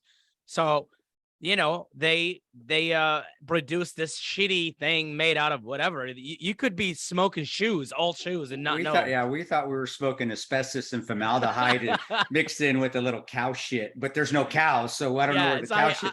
I went and grabbed my dad's cigarettes and I was like, "Dad, you don't need to smoke anymore. It's over." And we took it and I gave it some of it, and he said, "Oh, I ran out of cigarettes in Kuwait." That's what he said to me. And he goes, "I've been like really surviving with this dip because I ran out of cigarettes." "Oh, thank you." So I gave him some and I started walking because the Bradley moved. He started walking and I just kept walking with him. And all I'm asking him is, "Are you guys leaving? Are you guys going to stay? Are you sure? Can you ask your bosses? Are you guys going to stay?" And he said, "Dude, we're staying." He goes, we just took over Bayab. We are all over." He goes, "People are still fighting." So the problem is they were in Baghdad. We're looking at Americans in Baghdad in front of us, and Basra in the south and the borders are still fighting. Yeah. And here's why Basra is still fighting. They don't like Saddam. They hate the guy. They were fighting because they didn't want to get executed like 1991, where Saddam buried people alive, not fighting against the Americans. So literally the people in Basra, in Qasr, fighting against the British military and the American military in a vicious fight, until people told them, "Look, Baghdad just fell down." And they said, "What?" They said, "Baghdad is down. Americans are in Baghdad," because the United States military used an operation where they call it the frog jumps. They were actually making it jumping from one place to another. Yeah. While they thought the troops were trying to get into the borders, they were already in Baghdad. And the people in Basra was like, "Okay, so if Baghdad down, that means Saddam's down. So we don't have to fight." They just put their weapons down and walked away. And they were just afraid. And that's why that Basra fought harder than Baghdad, because they were afraid to lose their life. And they didn't want their kids or their women to be buried alive like Saddam did in 1991. So they were afraid. They didn't know what to do. And they just kind of put their weapons down and walked away. And then within 3 days, the American PSYOP, there was no TV, nothing. The American PSYOP actually established a radio communications with the people. And here's what they said. They said, "Police officers, you are welcome to get back to your job. Report to your own police station." And the old Iraqi military is already been demolished and gone. And we are establishing, this is the one sentence that changed my life. We are establishing a new Iraqi military. And if you are interested, show up at a so-and-so near Al Muthanna Air Base. How old are you at this point? I was 17, man. What? Perfect. Yeah. And I literally heard that sentence. And I was like, I'm out of here. I went in and I ran to this place, and there was no transportation. There was nothing. I mean, to get there, it was mission impossible. And I literally walked like miles and left and right. Some people got me from one point to another. And I show up and I see an American soldier standing there at a MEP station they established. That's so. And I walk in, hi. And I said, there was about 4 people on the line. And there's why there's 4 people on the line. Iraq had mandatory military during Saddam time because we were at war since 1980. So when you tell people, do you want to join the military? They'll spit on your face. Gotcha. Nobody wants to be in the military anymore. People are actually excited. Saddam is gone, so no more military. No more military. Okay. And here is 4 people, including I'm number 5. The most hopeless 5 people in the country, obviously, are standing in that line. And I walk in and I just said, I show my ID. The 4 guys get processed, get sent in. And there was an American civilian. I don't know what department he belonged to. He was like probably State Department, whatever he was. He looked at, he's like, oh, I'm so sorry, man. He goes, they can't let you in. You are 17. We're taking 18 years old and above. Typical military recruiting, dude. They don't want the guys that actually want to fight. They want to find a way to get the people that don't want to fight. And it just crushed me, right? Like, I didn't understand that 18 years old. And I'm like, dude, like, what difference does it make? It's only months away. Did you tell him like you were 12 and you got the shit? No, I didn't. I didn't say like, anything. hey, dude, I've already been through more than you have in your entire life, and I'm 17. You can let me in. And I just really, I wanted to cry, Chris. Like, I wanted to cry when he told me you can't do that. And to me, it was like, this is the only chance in my life to have a gun and fight for my rights against people I couldn't look up in the face. I couldn't look at them. I was like, it's my only chance. And I'm about to go back where all these Ba'ath Party members started coming back in my neighborhood, started forming all these resistance and militias and terrorists against the American military. And I was like, I got to figure something out. So I left. And I went back to my neighborhood, and on our Iraqi IDs in the Iraqi Jinsiyah, it was all handwritten. And a guy in my neighborhood actually faked IDs. He removes that first layer, he changes it, and he puts it back and he seals it. And he gives you back the ID, and he actually updated me 1 year. And he just said, okay, I'll update you for 1 year, and then you can just go back and show him. So he said, hey, you know what? Americans will eventually change shifts. It's too hot in Iraq. Just go back, show the ID, don't say anything, and walk through. So I changed my shirt. I put a hat on, and I go back. And I show up, and it's the same American guy standing in there in the gate. And there was not many people to really overthrow him. And I showed him the ID, and he looked at me, and he goes, I thought you were 17 this morning, weren't you? And I looked, I said, yeah. I said, we had a birthday. Like, I'm now 18. He just looked at me. He goes, how did you do this? I said, this is how they do it. They remove the first layer and they change the ID. And he goes, look, go get one of your parents to come sign this application, and I'll let you in. That's cool. And I went and got my mom. She signed it. And I came in, and they literally let me in. And I walked through MEPS, got my ID card, got my picture taken, medical check. And they said, you're getting shipped next week, and show up here in this place. And we're taking you in a convoy to the northern side of Iraq, which I've never been to. And I showed up, and there was a convoy, and it was maybe about 100 of us showed up and got into the buses where we were escorted by a convoy. And we got taken to Karkush, which is the Iranian-Iraqi borders. And we were received by an American drill instructors from MPRI. It's a company, training company they hired. I know MPRI very well. Yep. So they hired MPRI, and they brought all these old dogs from Vietnam, war, hired them to train the first group of the Iraqi military. And I was sitting in the bus, like in the back, and I remember the people in the bus looked at me and they said, "Dude, you're just a child. You're gonna run away." And I was like, whatever. I'm just gonna sit here.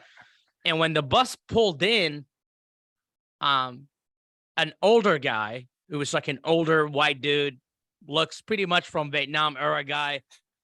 And I just thought he was gonna get up and say, "Hey, welcome to the training base. You know, this is who I am," in order to introduce himself. He got up and the Terp was right behind him. He got into the bus and I literally saw his hat. He was wearing like a gray uniforms. That's where they were wearing. And he just looked at us and he said, "Get the fuck out of this bus." And he was mad. Like, he was super mad. And we were looking, we're like, why is he mad? We're trying to process, because this is not an Iraqi, this is not an American training base. We don't know what's like. And people were like, what's wrong? Like, who pissed him off? So we got up and it was all a bunch of stone in the ground. And he just said push-ups. And every other Iraqis looking at each other in the face. They're like, what does that mean? Like, what's push-ups? Yeah. And I looked and I said, push-ups? I pushed my arms. And he goes, yep, push-ups. And we all said, hey, guys, we got to go down. So we started doing push-ups in the stone. And all the other Iraqis are like, what the fuck is this? This is not what I signed up for. And we started doing push-ups. And after like 20 push-ups, he said, get up. Every 5 of you go towards that building. You go towards that. They were actually separating people to companies. Sure. And I walked in and I sat there and I got into the room and they had a bed all set up, ready, clean. And he said, okay, here's how this bed's going to go from now on. And he started making that little line in the end of the bed. And he goes, this is how I want you to do your beds. He goes, tomorrow morning, I'm going to come over. And if this bed's not done this way, I'm throwing you and the bed from the top of the building. Top of the building. And I was like, holy shit, this is more brutal than Saddam. And truly, we got on and we were supposed to have a second shipment 3 days later. And the second shipment got hit by a car bomb in the MEP station and people died. Sure. And they said there was no more second shipment. The people who were actually trying to get in the buses got discouraged and ran away. When that happened, bro, I don't mean to cut you off, but Yeah. when you heard that, did that steel your resolve to even like, all right, fuck this bath party, fuck Saddam, car bomb hit, I'm really into it? Or did it be like, you know what, I need to go back home, why am I doing this? What was your mindset when you honestly, when we heard that while being at base, you kind of felt like the war just really started. Okay. You felt like things are going to go south. There is no going back. Yeah. And we started doing our training, and that's when really the trainers and the drill instructors got serious with us. And they said, look, you might enter this base in a different condition, but we can tell you right now, there are things happening down outside of this fob, outside of this camp, that things are getting really bad. And you're about to be the first soldier that your nation will face who's about to force the law.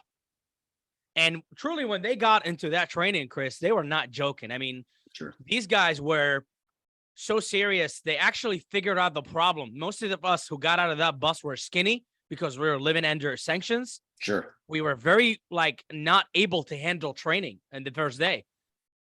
So they actually contracted with a 5-star Iraqi restaurant. And that was pretty famous in Baghdad. You would dream of sitting and having a meal there. They contracted with that place and they said, we demand that they eat extra amount of a protein, meat, steak every single day. And we started training and we were doing PT twice a day. Sure. Going to the range every other day. We hated shooting at that point because we couldn't understand why this training was so difficult. And truly, after 3 months of training, one of the instructors came in and he just said, he goes, shit's getting bad. The first RPG just hit an American Humvee in the way to buy up. And he goes, you guys are all about to be on your own once this is over. And we started really taking training seriously. I mean, you can see the Iraqi soldier physique started changing. Sure. You were doing PT, you were getting in shape, you were shooting, you were very confident. And we all got distributed to our specialty school after the 3 months. So some of us went to NCO school.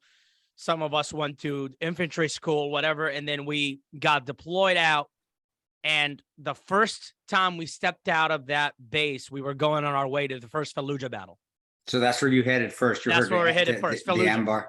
Yep. Yeah, Ambar. And- Go ahead. And literally, we leave, and to go to Anbar province from Karakush, from the borders of Iran, you Yeah. have to go through Baghdad first, and then you have to go through Bayab, Yep. and then you have to get to Fallujah, and that's where you get. We actually got stopped in Shetla. Shetla was inside, literally in the mid of Baghdad. And in Shetla, we got approached by the Mehdi militia. Oh, yeah. Wow. And literally, it was a whole battalion moving together. And it was about 150 of us, got out, and they approached us, and we got hit. So that's Muqtada's, that's Sadr's militia. That's Sadr's guys. That's Sadr's guys. Yeah, Mahdi. So- Yeah. So the way this went is they had ICDC at the time. They didn't have Iraqi military. ICDC were just locals Okay. from people. Like, they're like police, pretty much. Locals, they kind of banged them up every time they passed by. So they thought, the Mehdi militia thought this was just a random ICDC unit going by. They didn't know this was a whole infantry unit. And this was unit been training every single day, shooting for every day for 3 to 6 months. So when they hit us, we all dismounted out. Yeah. And when we dismounted out, we were like a green camel on our Kevlars. So we looked different, and we engaged them. And into like about 5 minutes into the fight, they realized, oh shit, these are not the local farmers. And we started hitting at them, and we started charging into the neighborhood. We were moving as a professional infantry unit. We were drilling this for 6 months every day. Sure. And we went in, and we were like, fuck yeah, this is the real time. And people start getting shot in the face. They didn't see that we were pulling out. We were like, well, I guess we're not going to Fallujah. You guys are giving us the welcome here. So we got out, and we literally destroyed every single front store in that town.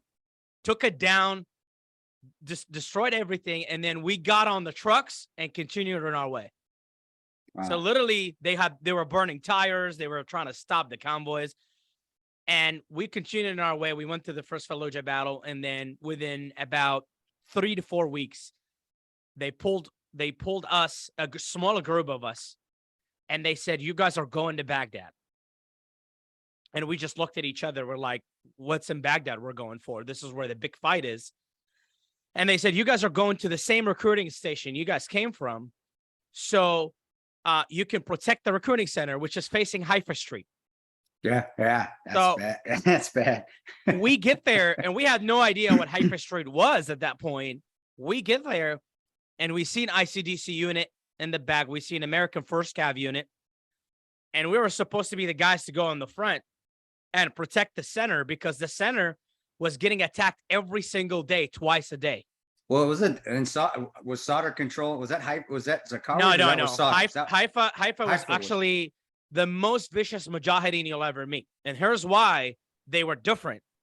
And this is why that road was the most dangerous road in the world at that time. No, I remember. And it was called by the Americans the Purple Heart Valley. Purple Heart Valley. Yeah, That's what it's called. I have a picture of me. Yeah. Up on a building, looking Yeah. over the top, down. And I remember that's the first place we got hit with grenade. And contractors was a nightmare for contractors. Yeah. And actually, we had a sign, but I still have a picture of that sign. We had a sign that said, all convoys go the other way. Do not go through this, in remember. English and Arabic. And I get there, and I just look as soon as I got to the gate, and I look, and I'm counting into the RPG holes in the wall. And I'm counting. I'm like, there's like about 6 RPG holes in the wall. And I can see PKC bullets marks are all on the wall. So we get there, and it was like afternoon, and the ICDC pulled back to their base. We took over the front gate, and they told us this get hit twice a day. Yeah. And I said, what do you mean to get hit? They said, we get attacked at night, and in the mornings we get hit by car bombs and suicide bombers because of the line of the recruits that comes in. I mean, it was like a 500-meter gate with walls and towers, and that's all you had. You felt it was easy to do. This is nothing compared. This is not a conventional war.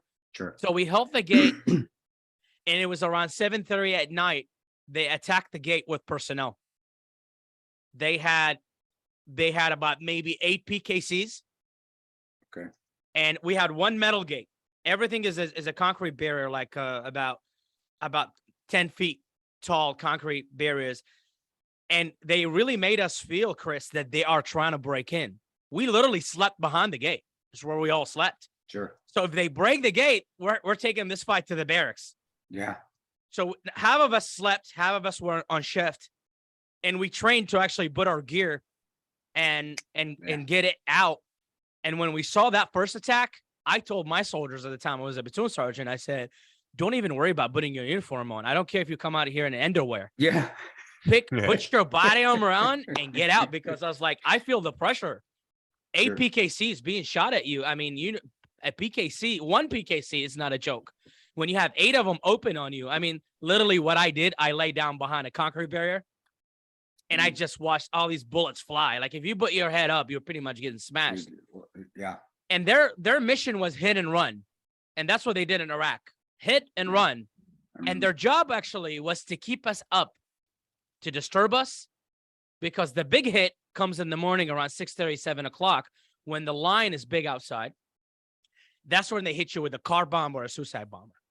And the guy who was leading this resistance, his name is Colonel Hisham, who was actually a Republican Guard colonel who specialized in ambushes. He was trained in Russia during the Iran-Iraq war. He was actually breaking us psychologically. You don't get to sleep. You respond in the middle of the night. You're not going back to sleep. You're afraid. And in the morning, you get hit by a car bomb. I mean, look, how much energy can you have? Yeah. You're done. And I remember one of the first car bombs that blew up on recruits. I'm not exaggerating this. I think hundreds of people were dead immediately because there was a lot of traffic. Sure. And they brought a cement truck. Yeah. Cement truck full of C4.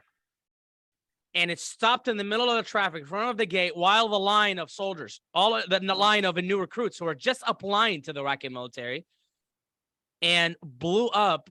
And at the time I was sleeping in my room and I was off shift because I have done the night shift before. And when it blew up, I actually was sleeping on a double bunk. I was on the top. When it blew up, all I remember when I wake up, I was falling from the top to the ground. And that's how powerful. I felt the wall next to me was about to fall on me.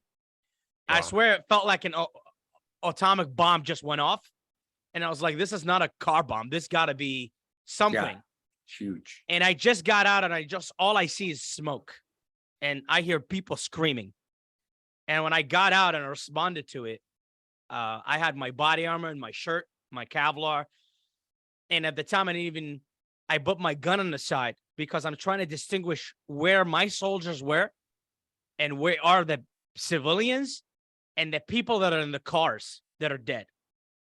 And I can hear like very little screaming of people. You couldn't tell where the dead and where the injured were. Sure. Yeah. And you come to carry someone who's been blown up by, I don't know how many pounds, tons of C4. And that's the scary part. Imagine someone, all of their joints, all of their body parts is just dislocated and they're really hanging by the tissues. It's like jelly. Honestly, it's like picking up a big jelly, a human jelly. And imagine the psychological decision you had to make to touch that person. Yeah. And I also remember I tried to carry somebody that his foot was in my face. Like his foot was turned upside down on his knees and it was in my face and I couldn't understand it. And we put him on pickup trucks trying to take him to the hospital. Truly, I don't know how many people made it. A lot of people were dead. Well, you're still young too, right? What? 18, 19? I was 18 years old. And and I literally was disgusted with the human grease that was on my body. I mean, the smell when you get out, and I can tell you, there's no war. There is nothing smells worse than a burned human being. And I went and I started throwing up. I took off all my clothes, all my equipment, everything, one bag. And I was just sat in my barracks and I was like, this shit is real. This is going to be bad. This is not going to be any better. 2005 is not going to be a better year in Iraq. Yeah. Because 2004 is already the shit. So the focus was to actually focus on the new recruits who are joining the Iraqi military, to discourage Iraqi people from joining the Iraqi military. And I went in, and my commander called me to his office, and he said, there is 25 dead bodies in Haifa Street, in the end of Haifa Street, right under the bridge. These were people who filled an application. The driver of the public transportation drove them through Haifa Street. They were not from Baghdad. And they executed all of them, and they laid the bodies on top of one another. Wow. And he said, you're taking a platoon, and you're going there to pick up the bodies, take them to the morgue where their families can pick them up. I mean, it sounds like an easy mission to do.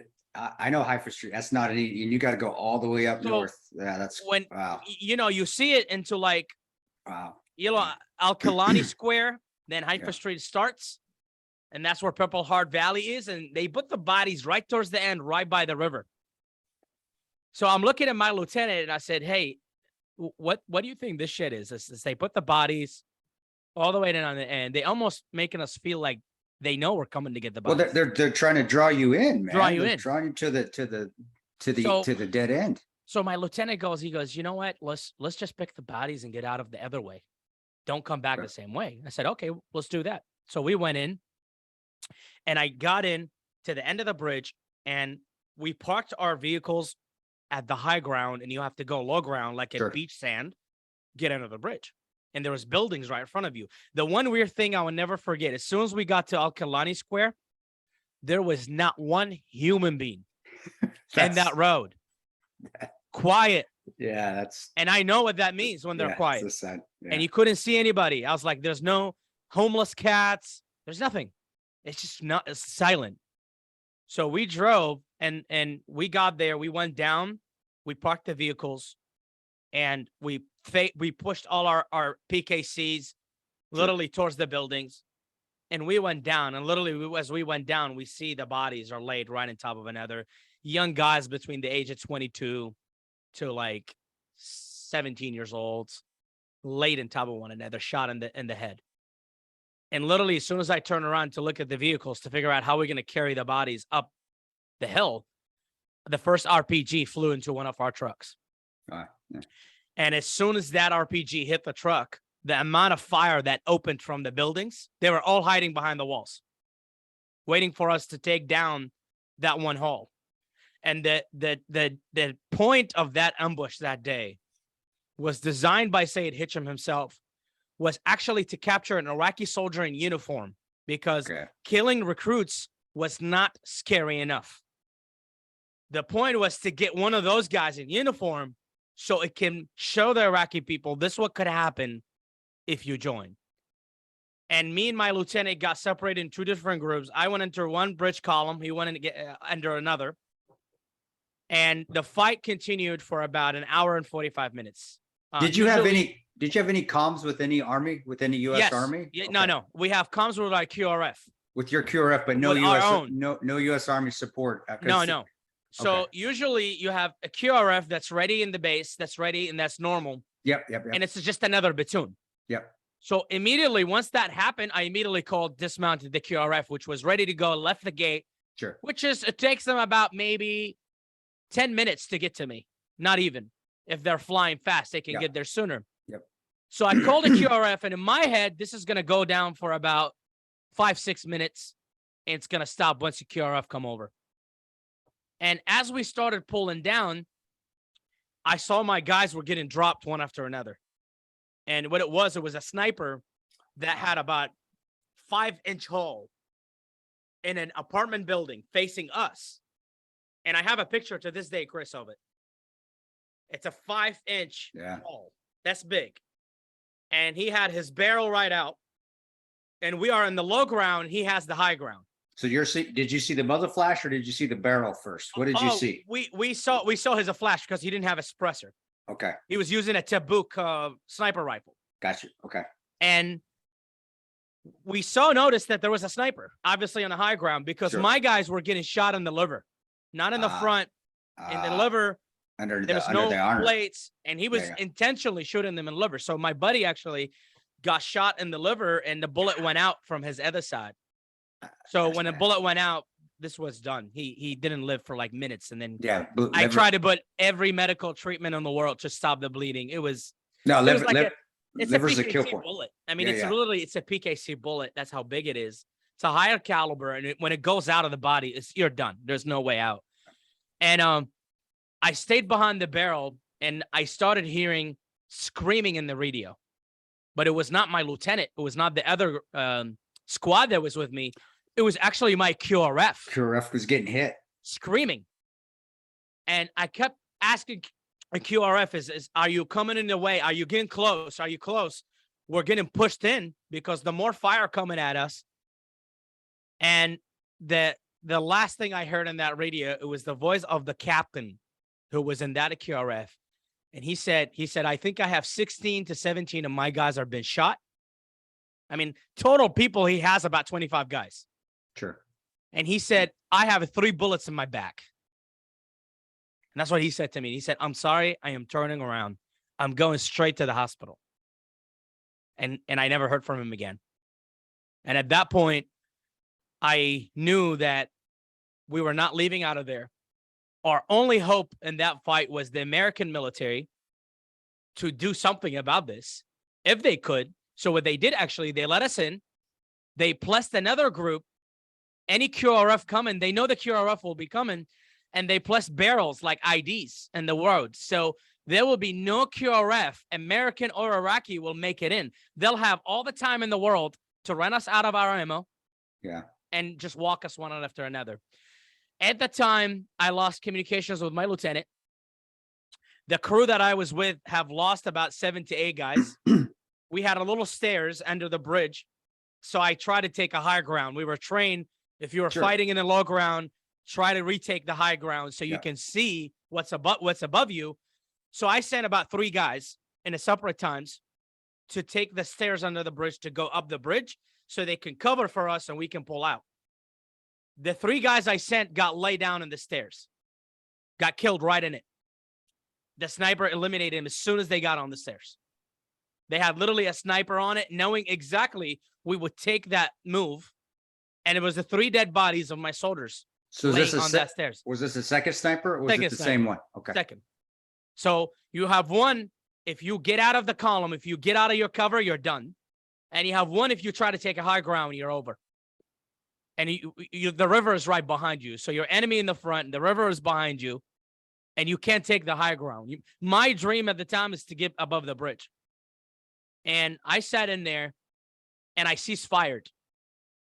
I looked at all the other guys. So at the time, the Iraqi military was not locals. It was actually a mix of Kurds, Sure. Yazidis, people from over different background. I had at least about 6 to 7 Kurds. Half of my platoon did not speak Arabic. I communicated with them by hand movement. So I had a Kurdish guy who had a PKC in his hand, who spent his whole life fighting the Republican Guard in the north. Sure. He just looked at me and we just ceased-fired, me and him. And we all stopped fighting and we just went silent. And they stopped firing at us too. And that's when Said Hisham got on the radio and started talking to me in my own comm. And he said, you're Iraqis. We're not going to kill you. We're going to let you go home. Just put your guns down and come out of the column. And at the time we turned off our radios, we know what the next move was. We know we were going to get beheaded in national TV. Yeah. The Kurdish guy and I talked and we said, look, we're going to cease fire. We're going to keep our ammo. And we made a rule, 15 meters rule. If they come at us within 15 meters, we are doing single shots. We are not shooting anywhere. Single shot. We got a PKC that will push any pressure on us. And we're not going to run out of ammo because clearly they're trying to get us to do that. Yeah. So we did that and they figured out what we were doing. They started pressuring us harder and harder. At the time, the U.S. military immediately found out what was going on. They saw the Iraqi QRF get smoked. The guy who actually led that QRF goes by the name Lieutenant Jeff Morris. who also Okay. actually wrote a book. It's called Legion Rising. And he talks actually about the ambush from the outside in his book. So Jeff was actually responsible for Haifa Street. This was his sector. He knew the game. He knew exactly how they were operating.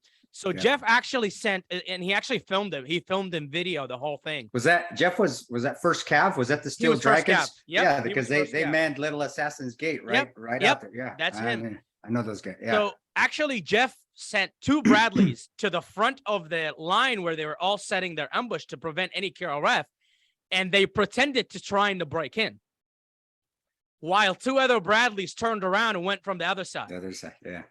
So when I was actually fighting, the first thing I noticed, it was the Bradley coming above me, and they opened the 125 cannon on the sniper location. That Bushmaster, they just started. And then when I saw all this support coming through me, and then as I got up, I felt like my morals were back. My morality was back.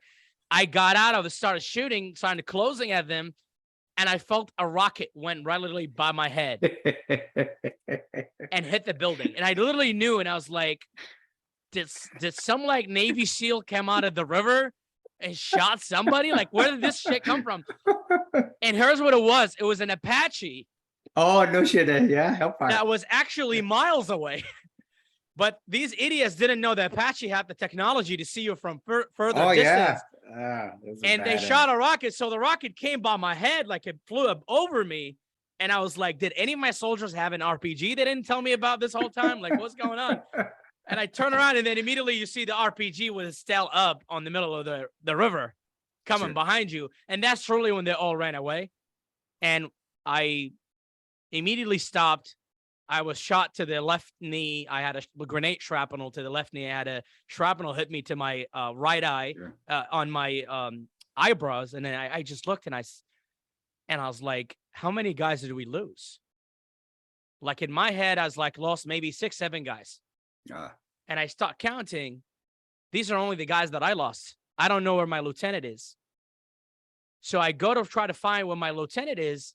I see dead guys, but I don't see the body of the lieutenant. So I'm assuming he's still alive. And during the whole firefight, I heard a lot of screaming, Allahu Akbar, screaming. I thought they were actually attacking. Why they were using this, they weren't. They actually have captured the lieutenant alive. Where did he go? How did the lieutenant, what the hell did he? So he ran out of ammo. And was he really far away from you? I mean, he was far away. I couldn't see up? him. Okay, I couldn't see him. He was completely behind a different like column. Okay. So he ran out of ammo, and they captured him, killed everybody around him, and walked him up the hill. We didn't see him. And they tied him to the traffic light right in front of the bridge and beheaded him. So when Jeff Morris opened his Bradley to get out, to be dismounted out of the Bradley, the first thing went in his face was the body of my lieutenant. Yeah. And Jeff tells me, like, when me and Jeff, talked about it, Jeff said this was the most horrific thing he ever saw in his life. Yeah.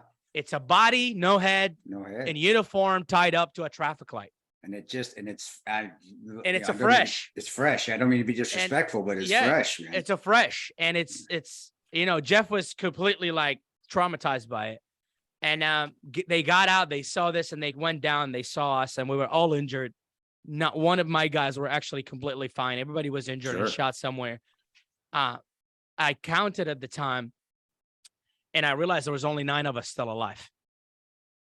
And when I went and counted, there was about 18 of them were gone. Were killed. So when I got out, this was the biggest massacre in 2004. And I got out. I got up the hill. I was helped by American soldiers from the first Scabs getting up there. I got back to the base. Everybody went to the hospital. I went and got patched up. And they said, look, the shrapnel missed your eye. You were lucky it hit your eyebrows. And you have one in the knee, a shrapnel. We're not going to bother taking it out. We're just going to patch it and drink some water. And that's what they tell you in the American hospital. It's drink water. Drink water, take Motrin, you'll be fine. And that's literally, I was like, it's a grenade shrapnel. It's fucking grenade. It's this Russian grenade shrapnel. And they're like, drink water. And I'm like, I'm not going to pee this shrapnel in the bathroom. This is my knee. So they told me to go, and I went back to the base. And I literally, Chris, when I walked into the gate, I saw people in civilian clothes, soldiers of mine, who were in the base, walking out of the gate. I heard about. With I their heard about. bags. Yeah, I heard about that. This was honestly, this broke me more than the whole firefight. Is you watch people give up, and they were walking out with their bags. And I know they have kids. I mean, at this age in my life, I don't look at them the same way I looked at them back then. At that time, I look at them as cowards. I said, you're just walking out because they hurt you, they injured you, and you're done. You're walking out of this. And I went and I sat literally with my head down in my barracks room. The guy that slept right under my bed didn't come with me that day to the barracks. He died right on High Street. And I was sitting in a barracks room where 3 other guys were with me in that room, and they were not with me that day. It was just me coming back to this room. And one of my NCOs opened the door, and he said, they're taking us to the Ministry of Defense. The Minister of Defense wants to meet us, and he wants to give us some extra money, and we're all getting promoted. And at the time, my command sergeant major have ran out. Oh, they left.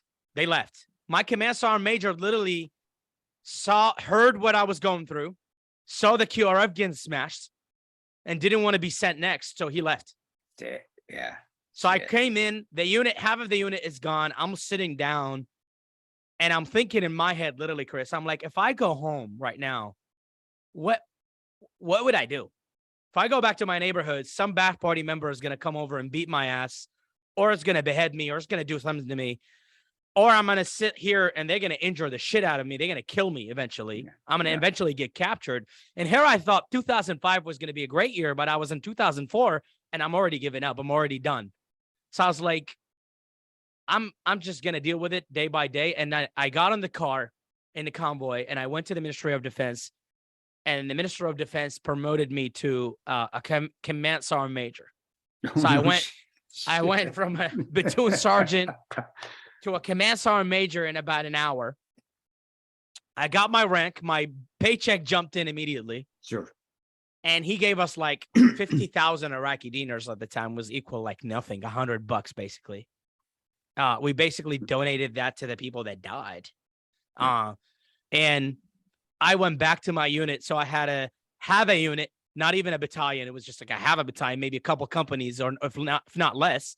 Somehow I had to motivate these guys to get back to work, and let's just get back to work and move on. And I went back and I operated in that gate every single day. I still lost more people. And then a special forces officer at the time, goes by Major Wise, saw me, and he just looked at me from distance. I spoke perfect English at the time. I was with First Cavs every single day. I was with Marines. I picked up English within 6 months. And here's this Iraqi NCO, speaks perfect English, looks different, looks very Americanized, young. And he went back to the green zone. And the next thing my commander said, hey, man, there was a paper came in. They need you to be transferred to be the MOD sergeant major. So I said, if I go to the Iraqi Ministry of Defense, and so what my job would be, they said, you would protect all the American advisors who would come from the green zone every day to the Iraqi MOD, which is right next to the green zone. So you'll be doing checkpoint stuff. Nothing crazy. You're off Haifa Street. Good luck in your career. And I went there. There was a Marine NCO who specialized in first protection. They immediately sent me to counterterrorism first protection school. I was actually the first Iraqi to attend this training. And I learned how to protect the building, how to really secure it, do my thing, but sandbags, protect all the 4-star generals, do this and that. And I just looked at it. I was like, oh, yeah, this seems easy. This is really nothing. And I saw this Major Wise guy who actually was the guy that was insisting to bring me there. And I said, so what do you need from me done? And he said, tomorrow, Iraqi employees are going to start entering this building. And as soon as the Iraqis entered the building, I mean, Chris, you had about a couple thousands Iraqis coming through the building. Every single one of them was a previous general in Saddam's regime. And I just sat there and laughed with a buddy of mine who was smoking a cigarette in front of me. And he's like, what are you laughing about? I said, they want us to protect the building from the enemy outside. I said, while the enemy has a badge and is already walking in. And he was like, he goes, so what are you going to do? I said, I don't know what I'm going to do. I said, this is 2,000 people. I can't fight 2,000 people. I said, I don't know what's going to happen. I said, but I know I have 80 Americans that are going to be in this building between the rank of a major to a full-blood colonel. And I said, I really don't know. The only thing I can do is I got to make sure the Iraqis leave from one side to go to the red zone at the end of the day at 5. And I have to count every single American to go through that little gate, metal gate, which is in my documentary on Amazon, with a picture of that Betrayus standing right in front of it. Yeah. And I said, I don't know. I'll have to count Americans. So I was like a goat herder. I was standing there and count how many Americans, count like how many Americans are leaving and how many Iraqis are leaving the other side. And it sounded easy until about the Iraqi government was getting divided based on religious background. So terrorist organizations, Al-Qaeda, whoever it is, could actually form a political party and run for office and take a part of the cake. So we get a new minister who is from Al-Anbar province, from Fallujah originally. He's been out of the country for a while. He's not an enemy in any sort. He's been out of the country, came back, and he hires his nephew, who is from Fallujah, to be in charge of all his security.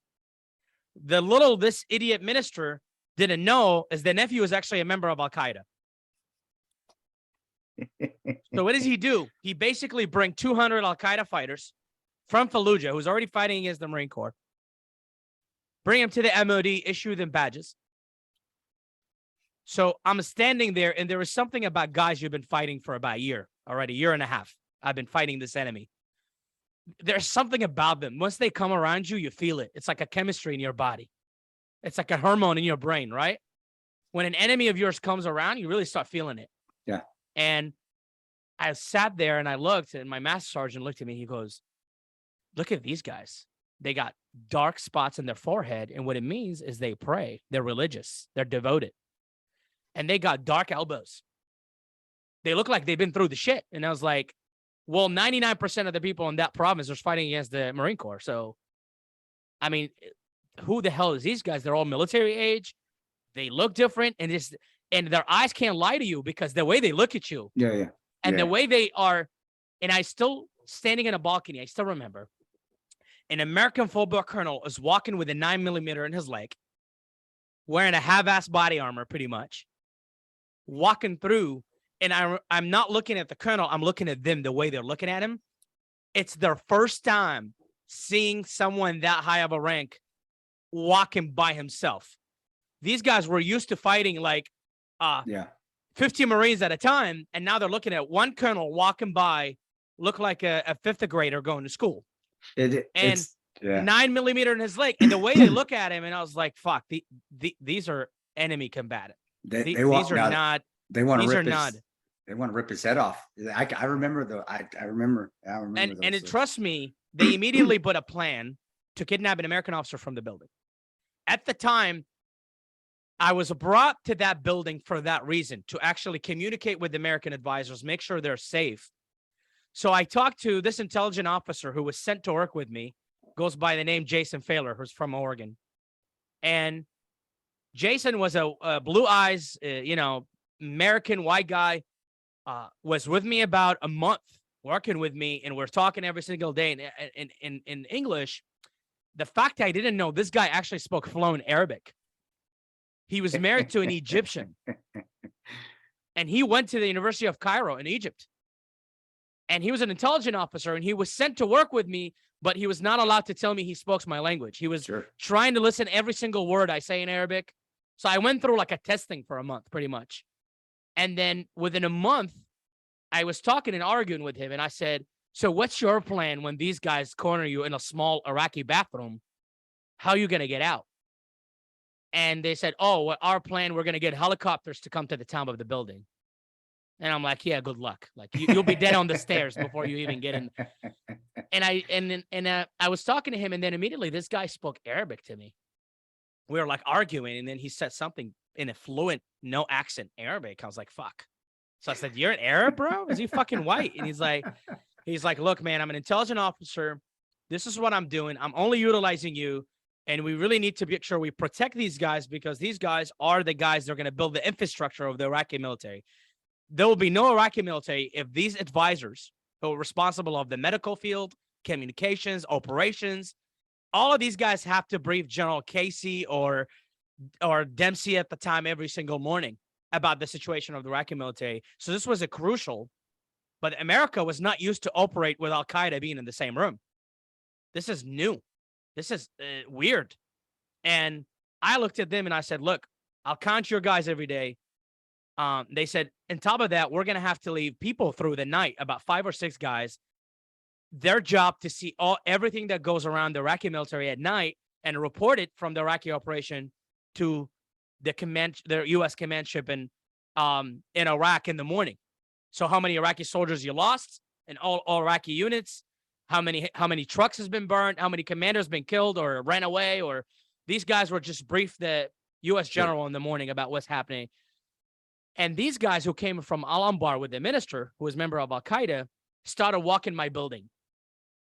And at the time, I was completely nervous that something was going to happen. I just didn't know what was really going to happen. And they brought a truck that actually lifts T-walls. It has teeth in it. There was no way you can get out of that building. It's only my gate, one entry. And the other entry is for the Americans to go their way. So I was like, what is this truck is for? So I go in there and ask, and they said, this is to move furniture for the minister's office. And as soon as I was like, the minister's office is already furnished by Saddam furniture. And there's no way you can move furniture to the second floor with this truck. And this is in to basically remove T-walls. We didn't know what they were in at the time. So they left the building with their minister. And we're kind of like, okay, keep an eye on the truck, keep an eye on anything can happen. And they showed up around 11:30 at night. Chris, I got that call on the radio. And I was like, I grabbed my Kevlar, my ammo, and I said, we're going to have a firefight in the hallway. You know, before I fought in Hyper Street on, conventional warfare, going like road, guerrilla warfare. And I was like, this is different. You're going to fight in between bathrooms and living rooms. And I get my guys up and I get a team with me to go in, and we go in. And I said, immediately, my job, I was trained already to evacuate the 6 Americans that are on duty. So we immediately went through the second floor. We immediately ordered all these 6 Americans to get out, immediately run towards the gate, get out of the building and just leave us there. And I sent 2 of my guys to go to the second floor just to check if there is anything left, if there was a laptop, if there was anything left for the American military. And my guys get up and I'm literally totally relaxed. The Americans already made it to the gate. There's nothing they can take out of the building, right? It's only me. And if they want to go toe to toe with me, then there's really nothing they can do.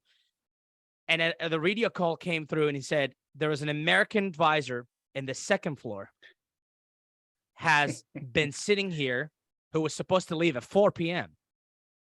And he said, this guy's been a new advisor who just got in the country. And he's been sitting here on his laptop in the second floor in the Iraqi Communication Center. And I immediately ran up top, and the same soldier in the radio said, all the locks to the back of the building has been broken because we chain all doors. Sure. We try to leave one entrance in. They broke the chains. They broke the locks. And I immediately ran it through and got in there on top. They were actually from the other side of the stairs. There was about 150 of them debating when to go up. And they have noticed him doing the same thing for about 4 days. So I didn't know this guy was doing this for 4 days. He was in the country for 10 days. 4 days, he stayed there until 11, and he will walk back to Fort Phoenix at night, thinking it's like an American university kind of thing. Just take a walk and go home. He was a National Guard guy. No offense to them, but he was a National Guard guy. And I was like, no, this is crazy. And I was like, so I run in, and literally all Iraqis who doesn't speak any word of English. And I walk in and I speak to him and I said, if you want to go home, you need to get out right now. And he immediately grabbed his laptop and he ran. Wow. He ran it through the other way and we pulled slowly through. They got up literally a minute after us, looked at the room, and they went and checked in the bathroom to see if he's in the bathroom. And they started walking around their building, trying to find out where did this guy go. So we pulled him in, we get him out. I immediately called the American intelligence officer in charge at the time, who was a colonel. I called him up in his phone twice, and I got hold of him, Colonel John Burke. Answered the phone. I said, members of Al Qaeda within the building trying to kidnap an American officer. Do not come back. So he hangs up the phone. He goes, wakes up General Casey. And he says, this is what's happening right now. So they immediately gave an order, all American advisors, they put a travel ban immediately. No one can go into the MOD for about 72 hours. Truly, during these 72 hours, you have 4-star generals and 2-star generals are sitting down trying to figure out how we're going to work with Al Qaeda being in the same room. Like, how are we going to, there's no training in the world. And these guys are mostly National Guard officers. No offense to any branch. Air Force advisors. These are not a special force. These are not Rangers to go in the room with Al Qaeda operative. They're just advisors. The guys are not there to fight. They're there to advise. Well, and they train. they think that the rule of war is going to apply, and that's one thing they never realized. Rule of war. There's no rule of war with terrorists. They spend this a day like, how are we going to do this? And they immediately shared intelligence with all the U.S. intelligence that was in the Abbar province fighting at the time. And I got a call, and they said, get out of the MOD, go to the green zone, wait outside by yourself, don't let anybody see you, and a truck is going to come by and pick you up. So I just went out, and 3 civilian cars pulled in, and a female dismounted from the car. It was SUV, black SUVs, and they were civilians in body armor, just looked like contractors, kind of like Blackwater guys. And the females opened the back door and just said, get in. And I got in, and I wasn't sure. I was like, am I in trouble? Like, what's going to happen here? And they drove me to a compound behind the U.S. Embassy. Okay. Which was actually where no locals can see you. Yeah, no Iraqi locals are allowed. And they took me to this little building with an interrogation room looking thing. And they said, oh, sit down here. And I sat, and I just kind of felt, I was like, is the colonel setting me up, him and his intelligence officer, to something that, so they sat down, and she said, hey man, do you want to work for us? And at the time, with my sarcasm, I looked at her. I said, well, beside being in charge of the most dangerous building in the world, I don't know how many side jobs I can really offer. And she said, introduce herself. She said, I am with OGA. This person next to me is actually a member of the Marine Corps Intelligence, is an actual military personnel. And the third person was from the Defense Intelligence Agency. And she said, we actually flew from Al-Anbar province. And Al-Anbar province at the time had no human leads because the city of Anbar and the city of Fallujah was all evacuated. The war was going at its highest level against the Marines. So they didn't have any leads, and they were trying to figure out who these guys are in my building. So she looked at me, she goes, you're going to go back to the building. We just need you to identify who these people are. And I was like, it's easy. They made an Iraqi MOD cards. I just got to go inside and figure out a way to get all these ID cards. So there was a lady worked in the Iraqi personnel department. She was not that good looking. I was an 18-year-old command sergeant major. I went in and I gave this lady the intention, but she was the one that processed these IDs. You're being smooth operator. There you go. And literally, I went in. Terrorist whisper my ass. You're smooth operator. There, right there, man. And it was espionage, man. That was. And as I went in, and I just started talking to her, and I said, I'm trying to figure out who these guys are, and I just need you to do me a favor without telling your bosses. Is there a way you can print every little bit of application they filled in? I said, what do you have? And she said, oh, I got fingerprints. I got first name and last name and tribal name, and I got a picture. I said, great. And so this is Yeah. This is 2005. And then this is when you got recruited to U.S. intelligence. Yep. And I do have to say, for the audience, we're going to have to do a part 2. We're going to have to leave it there. This is almost like the first half of Hamody's history, because we're going on over 2 hours here. Oh my God.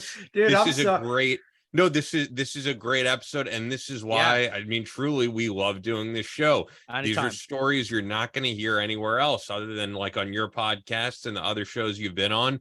And it's why Chris and I often say, I mean, you turn on mainstream news and radio and you're going to hear the same story that's going on right now. Anytime. And there's just, people don't hear enough about what has gone on in Iraq, in Afghanistan. And these are the stories people love hearing. So just to give, once again, your background here. So it's theterroristwhisperer.com. There's the book, The Terrorist Whisperer, the story of the pro-American, and at _terrorist_whisperer on Instagram.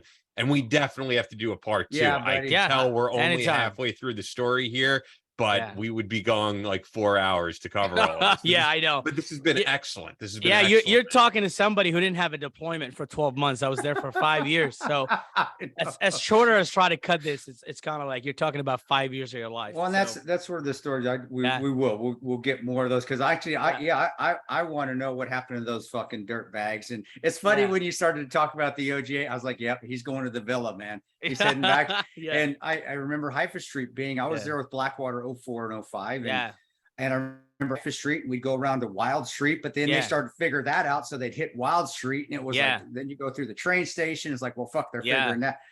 But I admire you, man. And I still remember my pleasure. Haifa Street. That was, people don't realize, they thought Biop was the batterer. They thought the Irish was like everybody thought in that country that they were the worst place in the world. I know. At that time.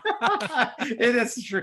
But I would definitely have you back on, because I didn't realize we're going. God bless you. God bless you, bro. You're awesome. No, this has been awesome. These are stories, like I said, I've never heard, and this audience hasn't heard enough about. And I think people don't realize how brutal Saddam's regime was, and they need to hear these stories to really know. Before we let you go, is there anything else you want to get out there really quickly before we wrap this up? Totally. Follow my podcast. We are doing a podcast called The Black Side Show that covers topics from the intelligence community and some of the war stories we try to cover. You can find me on Instagram on The Terrorist Whisperer _ The Terrorist Whisperer, and I'm on YouTube as The Black Side Show as my podcast. And if you're not watching on YouTube, because we mainly have audio listenership that everybody really listens on Apple Podcasts. If you go to our YouTube, you're shooting from the studio, and people are going to be like, man, you did a good job like making that studio and really setting the mood of that studio. And I would assume when you have in-studio guests, it's got to be a little intimidating walking in there. Yeah, usually if people don't pay me enough, I bring them here. That's awesome, dude. I want to do one in your studio. Well, one of these days I can get to. And I was in your neighborhood a while ago, but I didn't see you. I know I was in Omaha, and I didn't realize you lived there. I moved, dude. So I'm out of Omaha now. So you're gonna have to track me. So I'm not telling you, you're just gonna have to track me down like you did Omaha. Fucking use your skills. I was the keynote speaker for the Nebraska National Guard, actually, on their military ball. Oh, good. Congratulate. I'm glad you're doing that. 'Cause I remember you were just getting that started back in the day. And I think we got to have you more on the show, because you and I can kind of talk about that, even that part of life, which was public speaking. Yeah, buddy. So man, you're awesome. Except you were just better looking than I do. So I was better looking, but not anymore. Look at your hair, man. Look at the hair. I'm losing mine. You're still growing it and getting it all gelled out.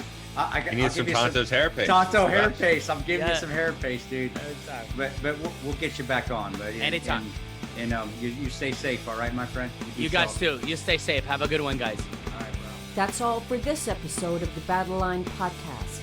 But we'll be back on Monday with more American straight talk. Until then, be sure to follow us on Instagram at Battleline Podcast and on Twitter at Battleline Pod.